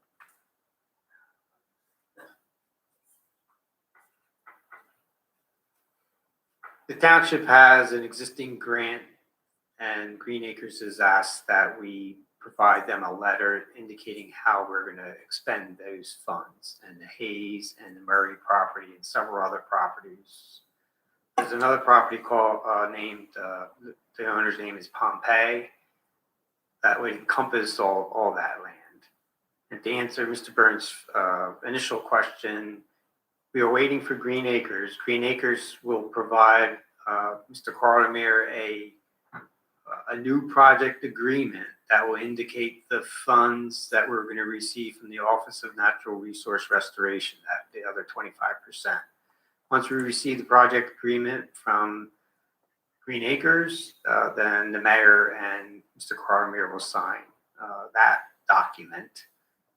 And then that will get forwarded back to Green Acres, and then they will be able to prepare the invoice that goes to another department within Green Acres, which will issue the electronic funds to Christie so we could schedule the settlement for closing. That's the process. Thank you. Thank you, Mr. Lechner. During my involvement with this process, I know, to me, it's like a big puzzle with lots of pieces, and I'm slowly able to put the pieces together, but I'm still not quite, I still don't have in my mind the step 1, step 2, step 3, step 4, and this is the process.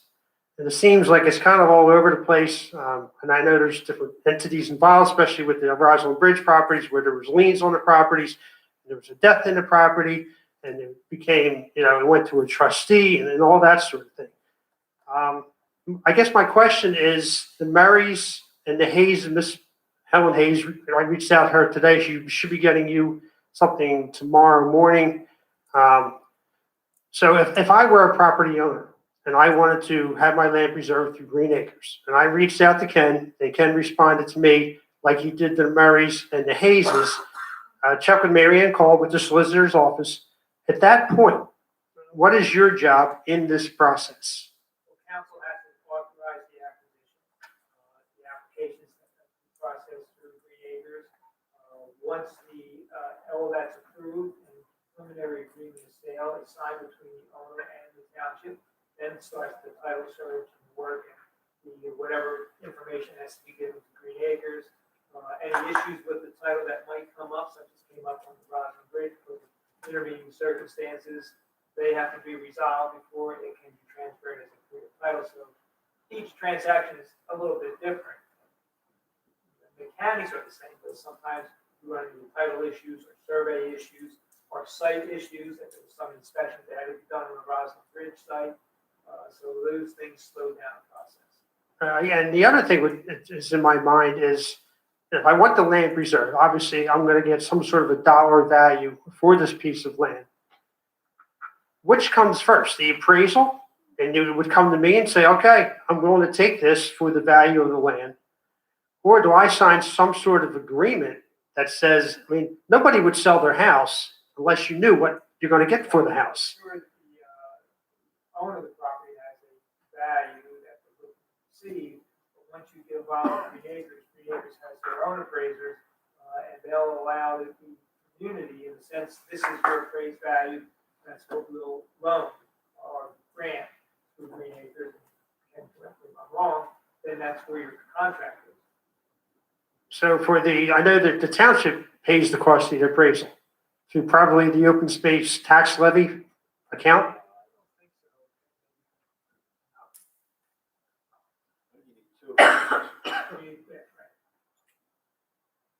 So once we have an interested resident wanting to sell their property, Mr. Cormier will work out with them as far as whatever he needs, so they understand that they're selling their property for open space.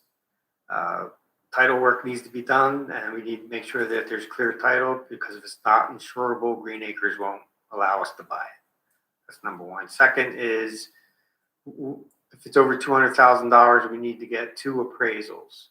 Those 2 appraisals will, once they're, the applicant, the property owner has to understand that we will only sell Green Acres will only buy the property based on the certified market value. And anything over 200, I think it's $200,000 or 250, I'm not sure exact number. We get 2 appraisals. Those appraisals are sent to the Green Acres state appraiser.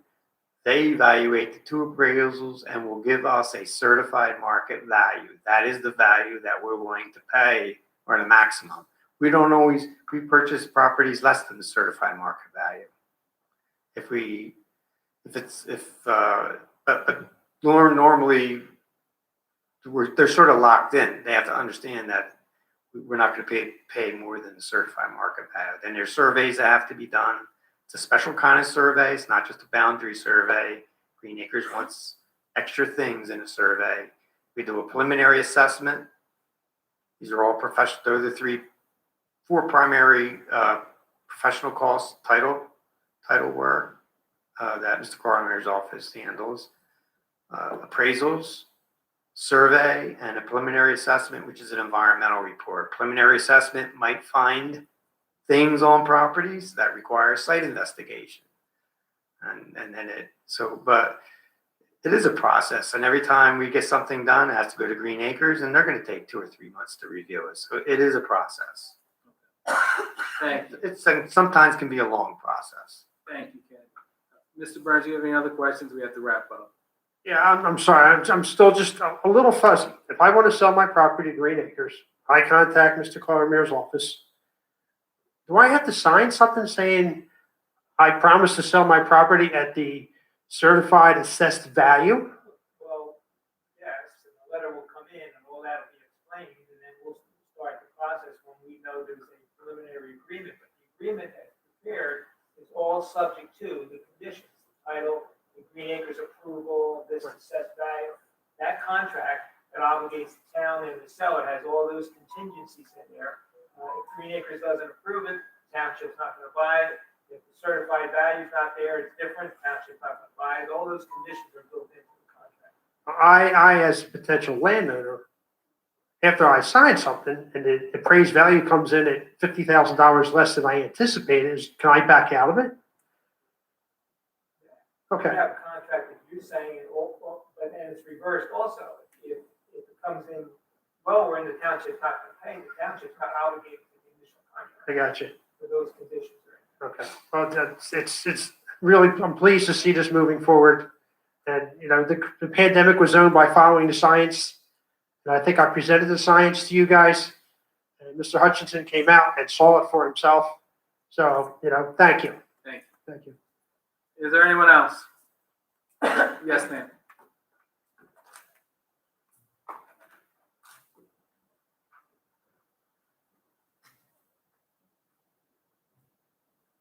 Hello, Danielle from Blackwood Estates. I just wanted to follow up. Last month, I had inquired about the farmer's market, and then you had said, I think, that you would follow up with. Blackwood West. Right. I had an informal discussion with individuals that were involved with the farmer's market at the time. Those individuals as volunteers got a little bit older. They weren't getting the individuals that they wanted to be at the marketplace. And there was individuals that were not stepping up and helping out with the farmer's market. So that's why it kind of went to the wayside. But there was a presentation that was done at the 6:30 workshop that talked about, there's a concept of a farmer's market, but I'm sure that if there is interest in it, and there are individuals that want to volunteer and spearhead that, that conversation can be had. But that was the gist of my conversation with these individuals. Okay, and then, I mean, I'm willing to volunteer. You know, not every position, but do you have contacts with, like, anybody that would, maybe younger or, you know, I know you said the older population, they didn't want to do it anymore. Can you provide your contact information, Ms. Powers? Mr. President, can we maybe advertise on the township website, you know, see Well, people interested? Well, I think that we should run this through Blackwood West, but I could have your contact information and we'll reach out to you. I did provide it last time. Right, the clerk, you still have Yes, that, I Nancy? actually. All right, I'll grab it from Nancy. Thank you. Is there anyone else? Mr. Faldoro.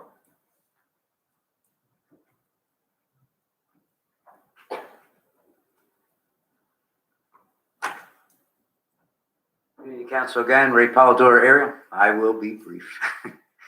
I want to thank the Gloucester Township Police Department. I want to thank Chief Harkins. In all the years I've been coming to the council meetings, had questions. And I'm not exaggerating when I say yours was the most thorough and detailed answer to any question I've ever asked here, and I really appreciate that. I'm glad to know that you're getting the equipment that you need and how we're going about doing it. Probably justified the cost perfectly, and we certainly know that all the men and women in the force need that. So thank you. I've been asking several occasions about the market to affordable. I had the privilege of attending another housing authority meeting on the computer, and the questions that I had for them went unanswered. A lot of shoulder shrugging, like you guys used to do. And it seems that the game of ping pong is being played with the market to affordable. Council boasts, rightly so, that people are moving into Gloucester Township, where we used to have the vacant homes, and people leaving their homes and giving up to the bank or a thing of the past. With taxes as high as they are and costs of the houses going up, lumber going up, what have you, people are still wanting to buy a house in Gloucester Township. It's one of the places that they're choosing. With the question that was supposed to go to Mr. Patrick Murray, who once again did not make the meeting, which they pushed off to the next meeting again. I had asked them if they had yet to dissolve the market to affordable. I believe the Gloucester Township Council has a part in that program, or to some extent. There's no reason why this program should be going on and people getting paid for doing nothing. Whatever they're doing is not going to amount to anything. There's no reason for this process to go on. As you guys boast, if we're selling homes at market value, there's no need for the market to affordable. And Housing Authority is wasting its time, wasting money on this program. And we discussed that when we had a vacant home problem, that it would beat our advantage. It does not figure into our numbers for our minimum requirement for the affordable homes. So I don't know if council can do anything about it, but the rubber pads on the paddles are getting worn out real bad with the ping pong back and forth. You sent us to them, they sent us back to you, and back and forth we've gone several times. I think it's time to just find a way to put this program to rest. Not only that, the money will stop going out for something that will never be. Right, we can't. This body can't make a decision to terminate who is Mr. Murray. Okay. Now, I'm not talking about that. The program itself. Okay. When we put together our plan and submitted it to the board, was it included in that plan? The only plan so far that's been approved by the board goes back 5 or more years. Market to affordable number was 150, if I remember. Back then. Right. Now we're in our compliance stage, and we adjusted that because market to affordable, as I said before, was difficult to accomplish. It's been replaced and removed. The only comment I can say is what our professionals said to the Affordable Housing Council is that we're Still gonna try to continue to have some market for affordable, but we're focusing on actual planning with the Rockland Lakeland area or county-owned properties. So market affordable is still an element, but it's not an actual signed agreement by the courts that's acceptable to all the parties that excludes totally market affordable. So we're gonna fully vet, well, not us, the housing authority is gonna fully vet the market to affordable program. That was the initial directive. Correct. Okay. And that's still on their And plate. with only 72 homes for sale in the town, it's unlikely that that's gonna generate any benefit.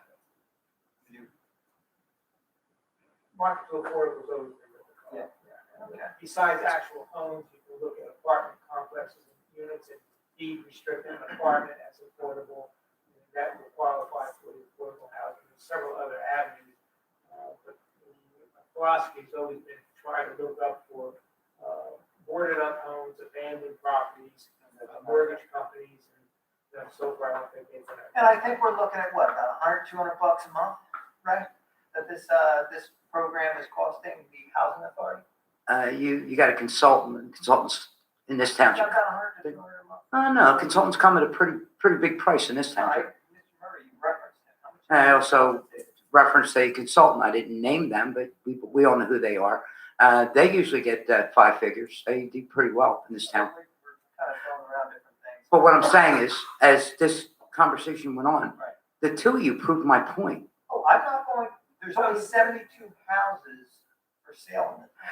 So, yes, and your point is, will the housing authority acquire abandoned homes? It doesn't appear that there are very many abandoned houses right now. Mr. Hutchison, when this started 18, 19 months ago, we still had vacant homes. They're being sold. The usefulness of this program is fading farther and farther away. Money's still going out. Like, who's paying the money? Well, and again, But, I mean, you're coming to this body, you're asking us questions. Well, I want to at least. I would love to be able to say to you, give you a definitive answer, but you tell us to go to housing authority tells us to go back. There's a lot of this, and they don't have an answer. They promised Mr. Murray would be in at the last meeting, and he was not. Whatever you have to do. But Mr. Carlemere, I would say that we all know that the homes are being sold now. If it's not going to figure into the minimum requirement that we need, and as development is going on right now to meet that requirement, and we can still get market value for the homes and not lose value to homes. And I don't know for a fact, and the answer's never been clear, whether the Affordable Housing Trust Fund money is being used. You know, each time. Well, that's what's compensating affordable housing. But the same thing with the land deal that you can't talk about right now. Every time you use the Affordable Housing Trust Fund, that's money that could be used for good, for people that are waiting for these homes, that they could be a positive influence on them. And we're wasting, as Mr. Hutchison said at one time, make the deal for $1 and you're going to have hundreds of thousands of dollars left for the people that need it. And the same thing with the market to affordable. It's 18 months and this guy has got zippity doodah, no houses, nothing turned around, no house even targeted. It's a zero end game. It's always a zero end game. It's the right thing to do. And the last thing that I want to say, I did say I would be short, and I didn't quite do that. Today we're celebrating Flag Day, and you've seen a lot of flags out. We see that starting in portions in New Jersey, the school districts are looking to not recognize any holidays anymore. The things that make us different, the things that make us unique, and the things that make us, that we hold near and dear to us, whether it's a religious holiday or a holiday that commemorates something of the past or how our country was founded. I sure hope that this township does not fall into that trap, that we recognize our students, our children, and their families, and all the people in our community for what we are, where we came from, and where we're going, that we don't just blank out all of the holidays. I had a conversation with a teacher today who did not know that it was Flag Day, which I thought was a disgrace. But I also asked him, are you even allowed to say Flag Day in school anymore? And he shrugged his shoulders and said, I don't know. I think we're we're getting into an area, it's disgusting. I hope that this township, and I'll tell you, I would like to see our opening prayer come back. There's a lot of things this township does right when others don't. I give you credit when credit is deserved, and I hope that you stand unique when someone comes knocking at the door of Gloucester Township schools and Black Horse Pike schools and say, there'll be no more this, no more that, because those holidays belong to people, and they're all of us. I hope that you guys get a look at that, and if it comes down this pike, you nip it in the bud. Stay safe, and thank you. Thank you. Is there anyone else? Mr. Sweet.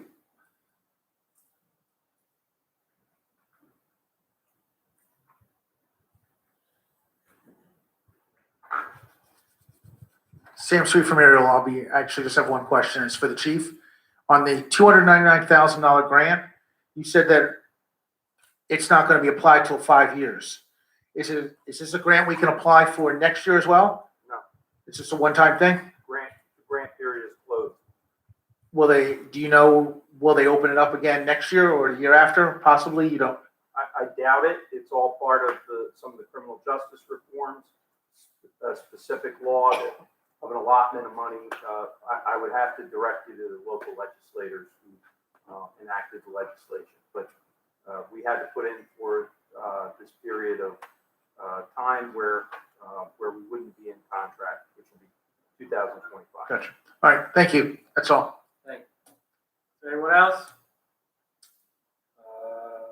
Ms. Coy.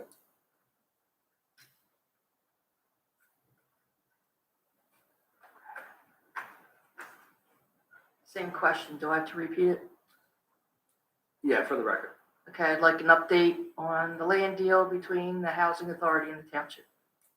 Mr. Carlebert. There's no information that I have. It's being handled by different attorneys for the town as well as the housing authority. Contracts have been out for a long time. It's in their hands. They're negotiating back and forth what their issues are. I'm not in that, so I can't answer the question. I do know the contracts are not signed. Is there a time limit on the deal? Does it expire at some point in time, or am I going to be asking this question next year? I guess it's up to the parties, whether one party wants to say, I don't want to participate any longer. It's up to, like any buyer or seller. But right now, it's in the hands of the other attorneys, and I don't have any information as to what they're negotiating. So the township has no idea what the hangup is. I don't know any information as to what the hang-up is. I don't know, I don't believe any reports have come in. I haven't seen any updates. Okay. If I get an update, I will let you know.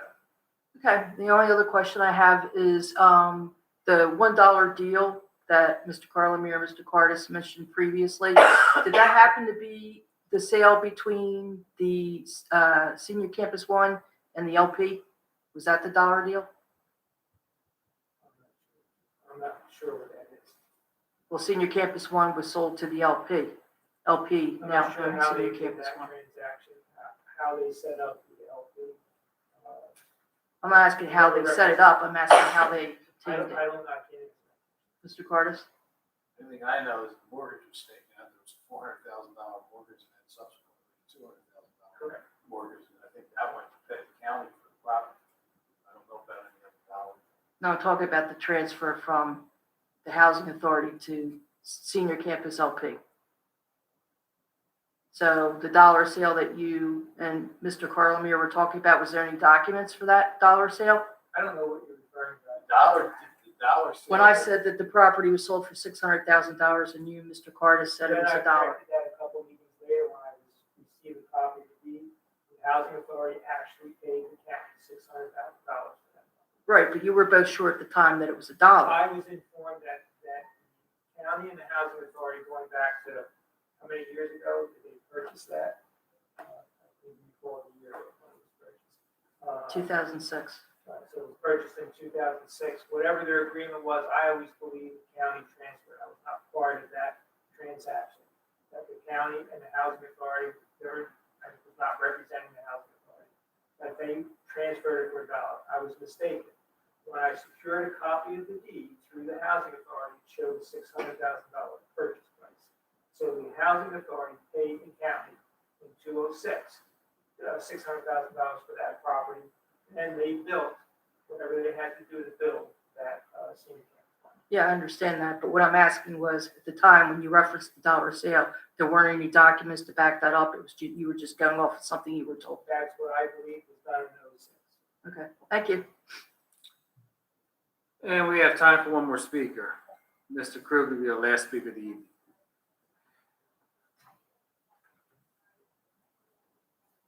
Evening. There was something brought up earlier, and I've heard this number before, and probably this will be maybe best explained by Mr. Chadwell, if you allow it, President Mercado.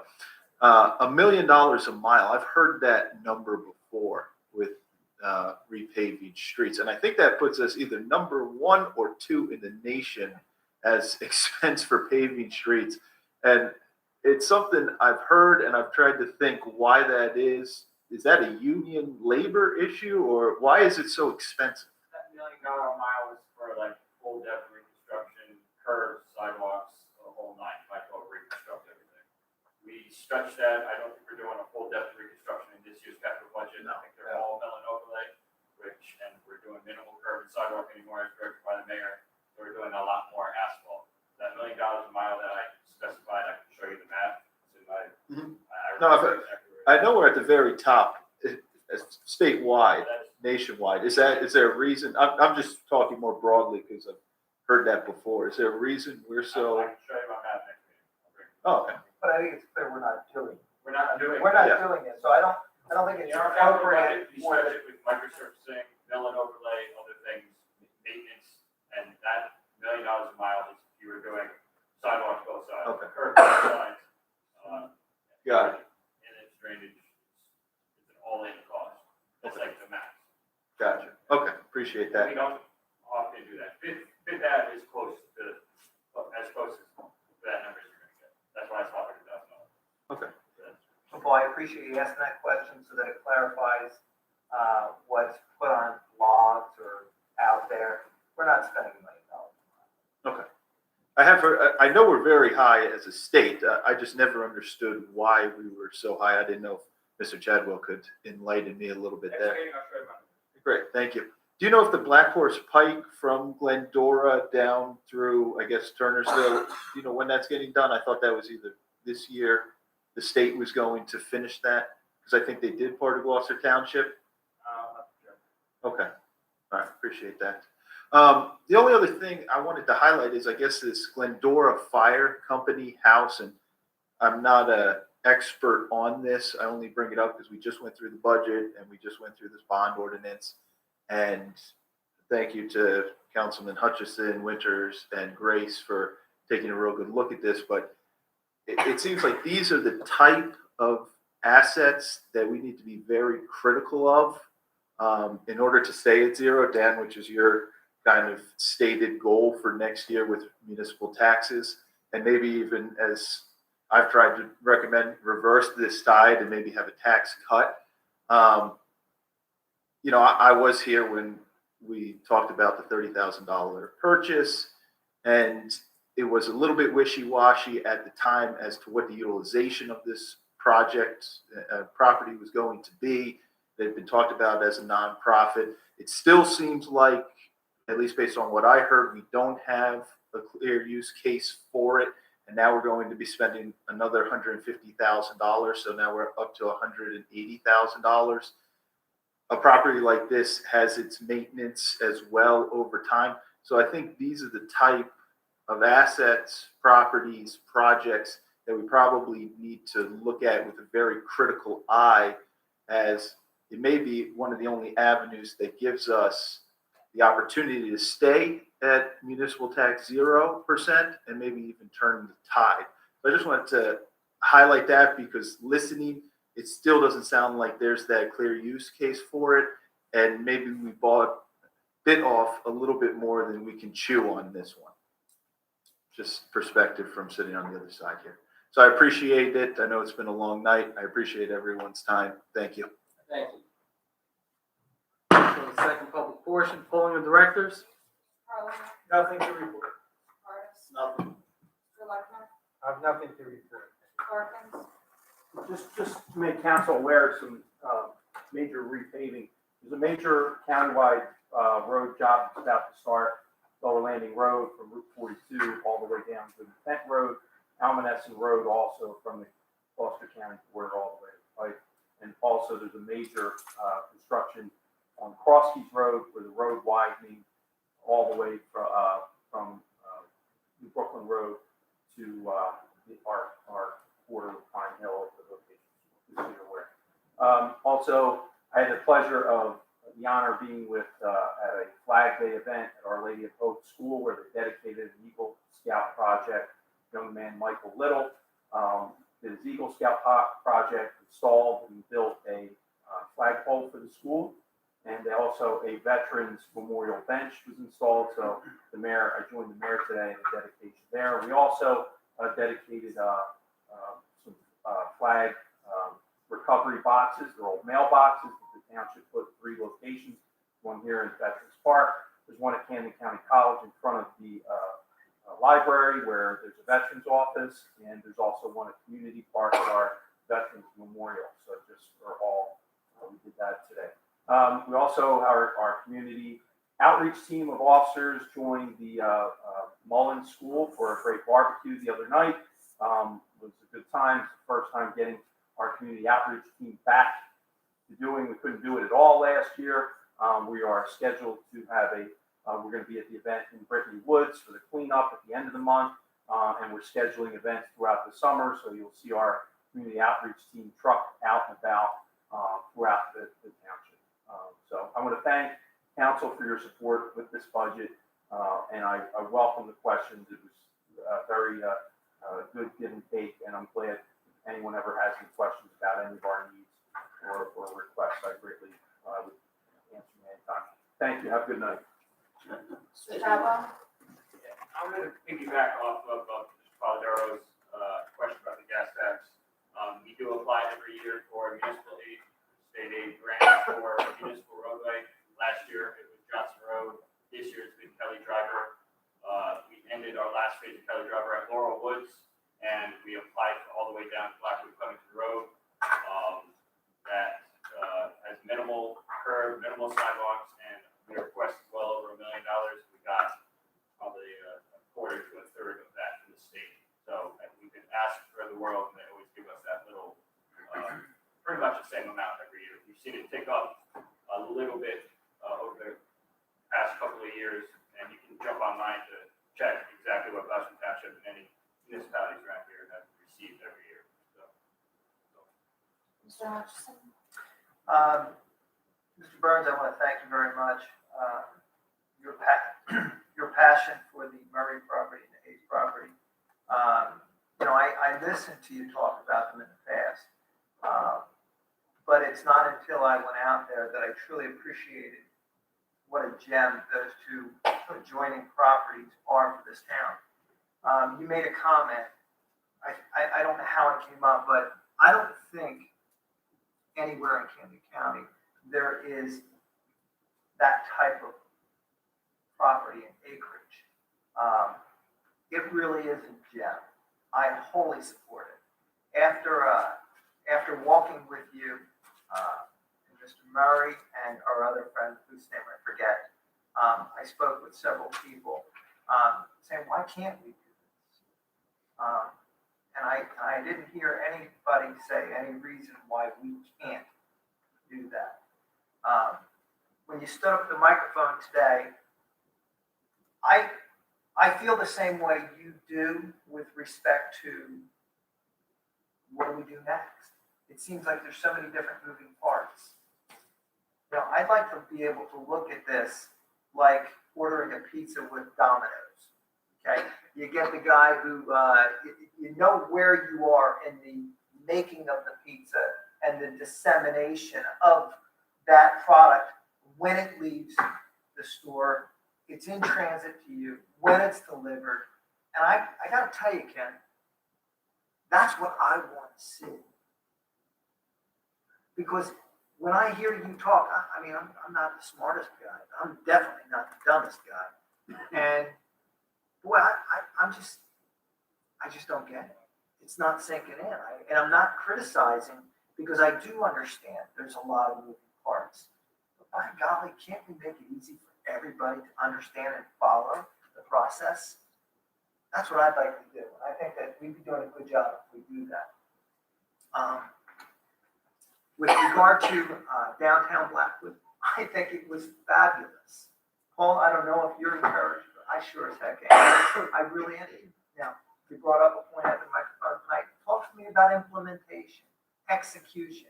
I didn't hear execution or implementation or timeframes. That's what I want to hear. I want to hear that. Give me the dominoes approach so that we all can follow. I also want to applaud Mr. Bucciarone. Doesn't come to our meetings very often, but I spoke to him the other day with, I thought it would be a shorter, much shorter conversation. But he got on the phone and gave me as much time as I wanted. He offered to give me his weekends. Unfortunately, I couldn't. I had too many things that I had to get done. But he brought some things up that I think that nobody in the audience or on council appreciate. Our Public Works Department does things that save the town tremendous amounts of money. Tremendous. And he described in detail some of the things that they were doing and how they're trying to solve problems, real problems, in the cheapest way possible. We have a great Public Works Department. Really great. I would put that department on par with the police department. They don't get every or the accolades that the police department gets, but I'm telling you, our Public Works Department is fantastic. They deserve praise. Thank you. Ms. Grace? Thank you, Ms. Hudson, Councilman Hutchinson, for answering all the questions and comments for all of us. Do you have any more questions or comments?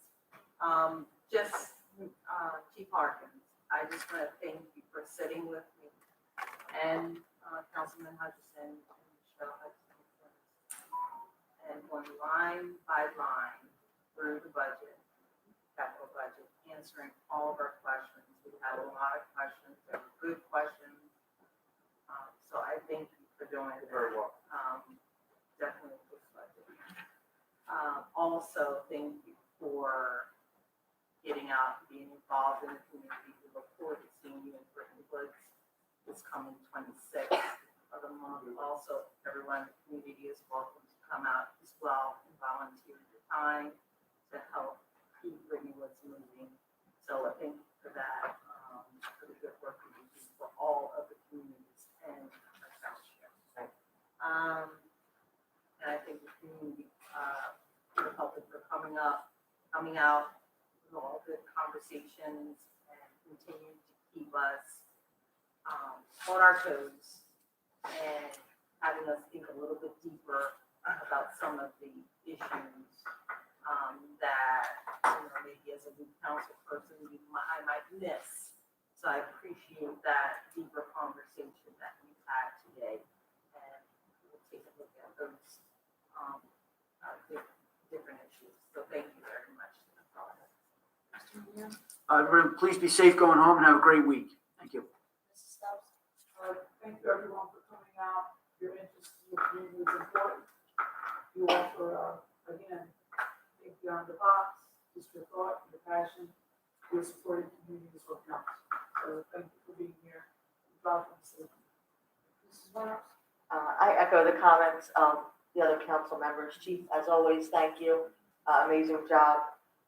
Christy and Tom, thank you for all the hard work you put in and the time that you spent with us. I know it was, I'm sure, tedious at times, but we appreciate that. I was at the GT Run on Saturday. It was nice to be out in the community and doing something and being able to interact with people and see people again. It truly is a sense of normalcy that's coming back, and hopefully will continue in that process. Thank you for your comments. The dialogue is amazing. And I too was very inspired with the Blackwood West redevelopment program, and I hope we can do everything we can do to get it to fruition to what we want it to be. Have a great week. Be careful and stay safe. Mr. Mercado? I want to thank everyone for coming out this evening. I want to thank all the individuals that ran and participated or volunteered in our 5K race. Again, that money goes towards the Gloucester Township Scholarship Committee, which funds $1,000 scholarships to seniors to go to college from our community. With not having a Gloucester Township Day this year, which is the bulk where they make the bulk of the money, the scholarship committee, this provided a minimum of $10,000 that was netted from that race through sponsors and runners. So I want to thank all those that participate. Thank you to the police department chief.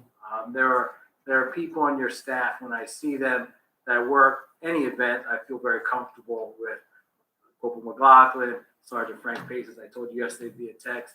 I know that things are going to go well without a hitch. So thank you very much to the Public Works Department, the Recreation Department, and the Scholarship Committee as a whole. Thanks everyone. So thank you. This past weekend, there's a few of our little leagues had their all-star days or fun days, and just to echo what Michelle says, we're reopening it, and it's a normalcy and seeing people out there. You can see their faces and their pearly whites and have conversations with folks. And I'm glad that the leadership of all those organizations, all our youth organizations, continue to provide leadership and continue to provide an outlet for our students and athletes and young people in our community. And lastly, there is a movie night, another sign of normalcy, this Friday in Veterans Park. That is a free event out here. So once it gets dark, the movie goes up. So if you can make it with your families, feel free to come out. With that, I entertain the motion to adjourn. Is there a second? All those in favor? Thank you. Have a great evening, everyone.